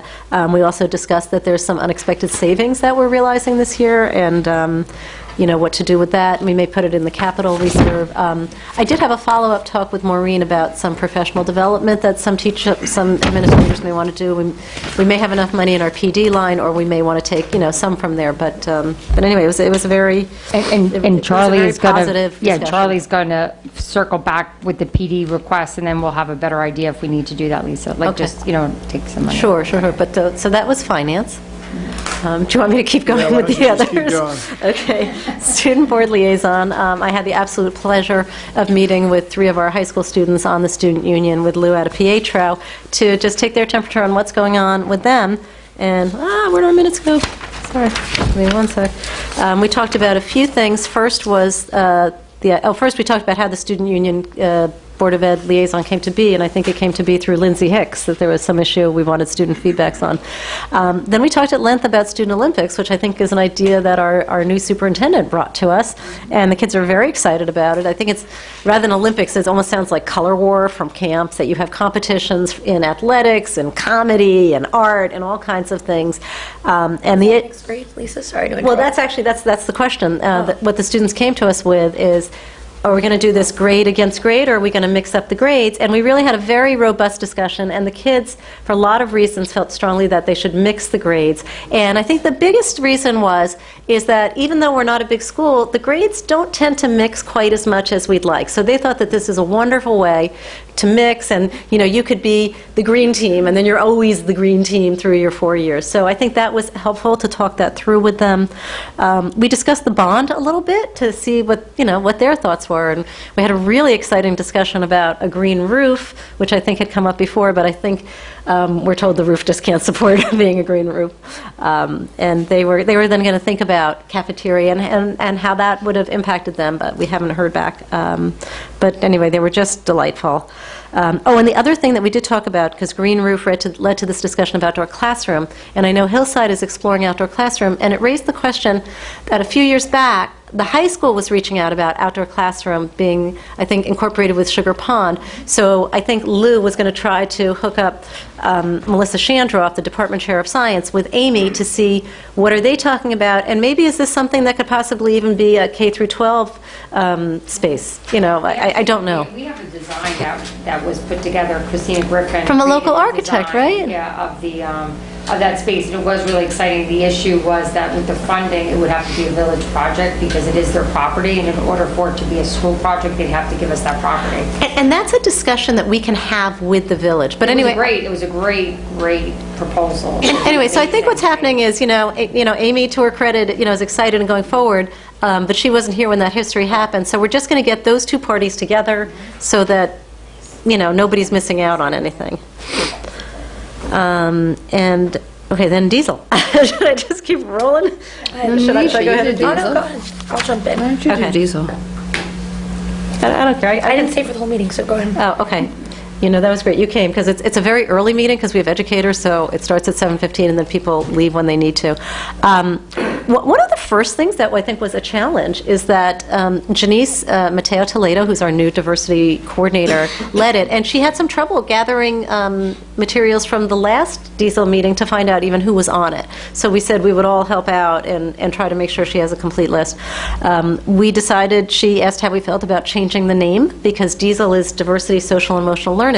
And we realized through the discussion that really was not put together because they were meant to be together. It was like a condensing of meetings, and we all decided that diversity would be and the now right. with the state mandates on social emotional learning and schools having individual programs in place to address social emotional learning, it was thought that diversity would just be the sole focus of that group. Yeah. Then we talked about three things that we all sort of picked what we wanted to work on. The three different things were, one is the incidence of bias protocol, which we addressed last time and realized that it had a lot more work to go on it.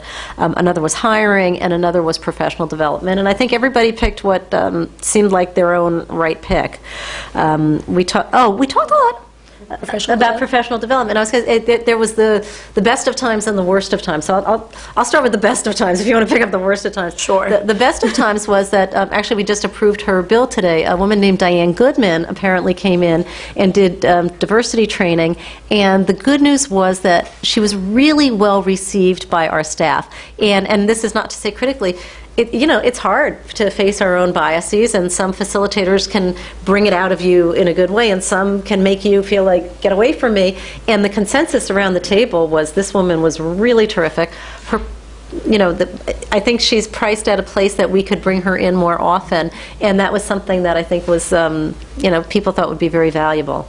And then the teachers worst did. of times. Right. And the teacher, just to continue with that, the teachers also were interested in having her come back because she didn't get to work with every teacher. Yeah. So that was another reason why we thought about maybe the opportunity of bringing her back to do some of this work so that everyone could have a shared experience regarding that.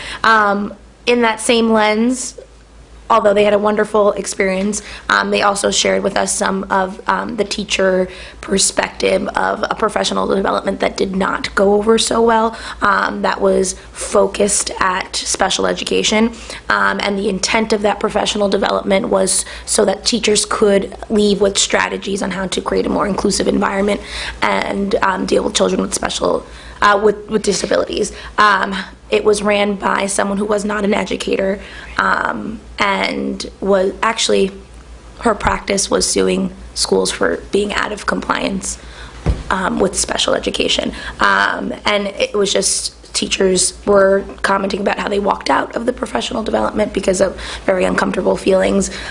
So that was just shared with us about some concerns and maybe thinking about how do we vet professional development and what are some of the things that we do, what are the steps that we have in place to make sure that we're getting really high quality professional development to our teachers. And I just want to add on, there was what I think made that presentation so particularly bad, like it was very low level, but there were things, just to put it right out there were slides or videos of here's a wonderfully inclusive classroom, and you see a very well-behaved classroom, predominantly white children. And then it says here's an inclusive classroom where it's not working well and the kids are not behaving, and it was a classroom of children of color, and the only white person in the classroom was the teacher who was comforting the child of color. And it was just so deeply offensive, which then raised the question again, is how are these PD presenters vetted? And this was really, very bothersome because last year we had an assembly that went poorly, And that raised everybody's antenna on vet, vet, vet, vet, vet. So I will renew my question into what was the vetting process here, because I think it's that important. And then that presenter actually presented again in the afternoon, so. Well, the vetting process was conducted by I should say the special education department, but it was one individual. But actually, you have to understand the person that was hired did come highly recommended, had worked for BOCES and also had a regional reputation. I think there was a misreading of the audience from what I've been told that day. No adjustment was made. There's no defending that, other than I think there's a larger issue here to be concerned with. And that, I think, is we come back to the issue of curriculum and instruction that needs leadership, and the position of someone in that position that's been a turnstile in most all other reputable schools is that position that plans and develops these programs. And I think that we really need to move in that direction. I know we're going to discuss that at a coming meeting. But in any case, I did call we hired this person, and I did put in a complaint, and that's been registered. And the fact is that we've moved on. I'm already working with the teachers in planning to a program for I think it's March 22nd is the next staff development day. And we will work together, and we will certainly do all the vetting and necessary, and we'll put together a good program. And I appreciate that. I guess just one follow-up on the vetting, because last year the assembly that went bad also came from somebody who had been at every school district that we know, that we consider a sister school district, and she was still terrible. So my understanding was, at least I believe our principals do this, that when they're getting a presenter, they go through the deck, they go through the PowerPoint, and those pictures should not have been up there. So either it was not gone through, or it was gone through and it wasn't caught. So these are just things we need to focus on. And allowed to present again in the afternoon. I'll say it again. No, it's not about mea culpa. It's about making sure going forward. It's not. I'm never about a blame game. You're taking the words out of my mouth, but the point is to learn from it and to improve, and that's what we're working on. Absolutely. Just to finish up about our diversity committee, we referred a lot to the Race Matters presentation. We'd like the strategic plan to work around some of those recommendations in the presentation from the Race Matters Committee. We talked about Superintendent's Conference Day, future meeting dates, and I think and we did check in with Janice. It's a .2. We're going to sort of keep an eye on her with this, that her position currently is .2, which doesn't allow a ton of time. And so we're going to just, this committee will keep checking in on her about the kind of work that she thinks needs to be done, and is this a proper allocation of time. And to that point, she's been scheduled on January 28th to make a presentation to the board. Excellent. And I'll stop talking now. No, thank you for that. It's a great, look forward to hearing more about some of these, moving forward some of these initiatives. Okay, on to policy. I think there's a second read on a policy. I don't know if Lauren, if that's you or... Yeah, this is the second opportunity to look through an update to policy 1400, which is public complaints. And NISBA has recommended a paragraph which is in red at the end, and our attorneys have reviewed it. It's regarding adding a specific contact address and website for any complaint appeal that has to do with Title I. So it only adds to our current policy. I would recommend that we move to approve the change. Anybody have any questions about it?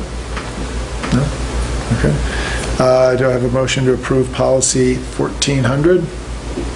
So moved. And a second? All in favor? Okay, everyone but Tim. Okay. Second public comment. Anyone in the public want to make a comment? Okay.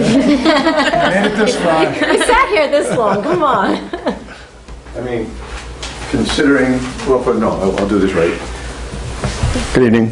Dave Skolnick, 47 Hillside. Considering that this, first of all, if anybody's watching, they should know that somebody at least was here, so that, you know, it encourages them. Second, I fought for a long time to get this comment period in place, so I appreciate it. I just want to say you all do a lot of hard work. This isn't easy, but it wasn't boring. So I want you to know that.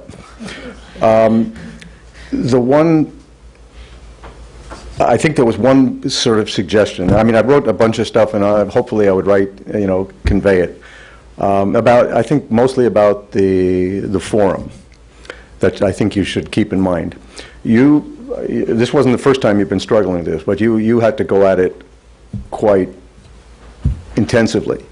I think you need to really get an idea of what you expect from the public and who they are and how much they actually understand what they're responding to. Because what you would really love is if you had the whole public watching you knock this stuff around, and then for them to be struggling with the issues on that same level, and then the response you would be getting would have context, and it would have some conviction. What you unfortunately end up, I think, forced to do as you started getting into is you're basically you have to sort of come to ideally some consensus, and then your basic job, and whether it's a public forum or not, is you're having to try to sell it. And I'm not saying that in a disparaging way. That's the fact is, unless somebody went through this whole process and came to it on their own, they're relying on you to be able to walk them and convince them ultimately. So it's just, I mean, to keep in mind as you work up a presentation, you know, you might be able to convince somebody of something, somebody else might be offended at being sold, and that's, you know, that's the nature of dealing with this process. But, you know, as much as possible, the clarity. I mean, I appreciated that it's not as clear as you would like it to be, but as much as you can make it clear to people and those things, I think it'll be to your benefit. Good work. Thank you. Thank you. Okay, are there board comments? All commented out? Okay. With that, we'll adjourn the meeting tonight. Thank you. Motion to adjourn.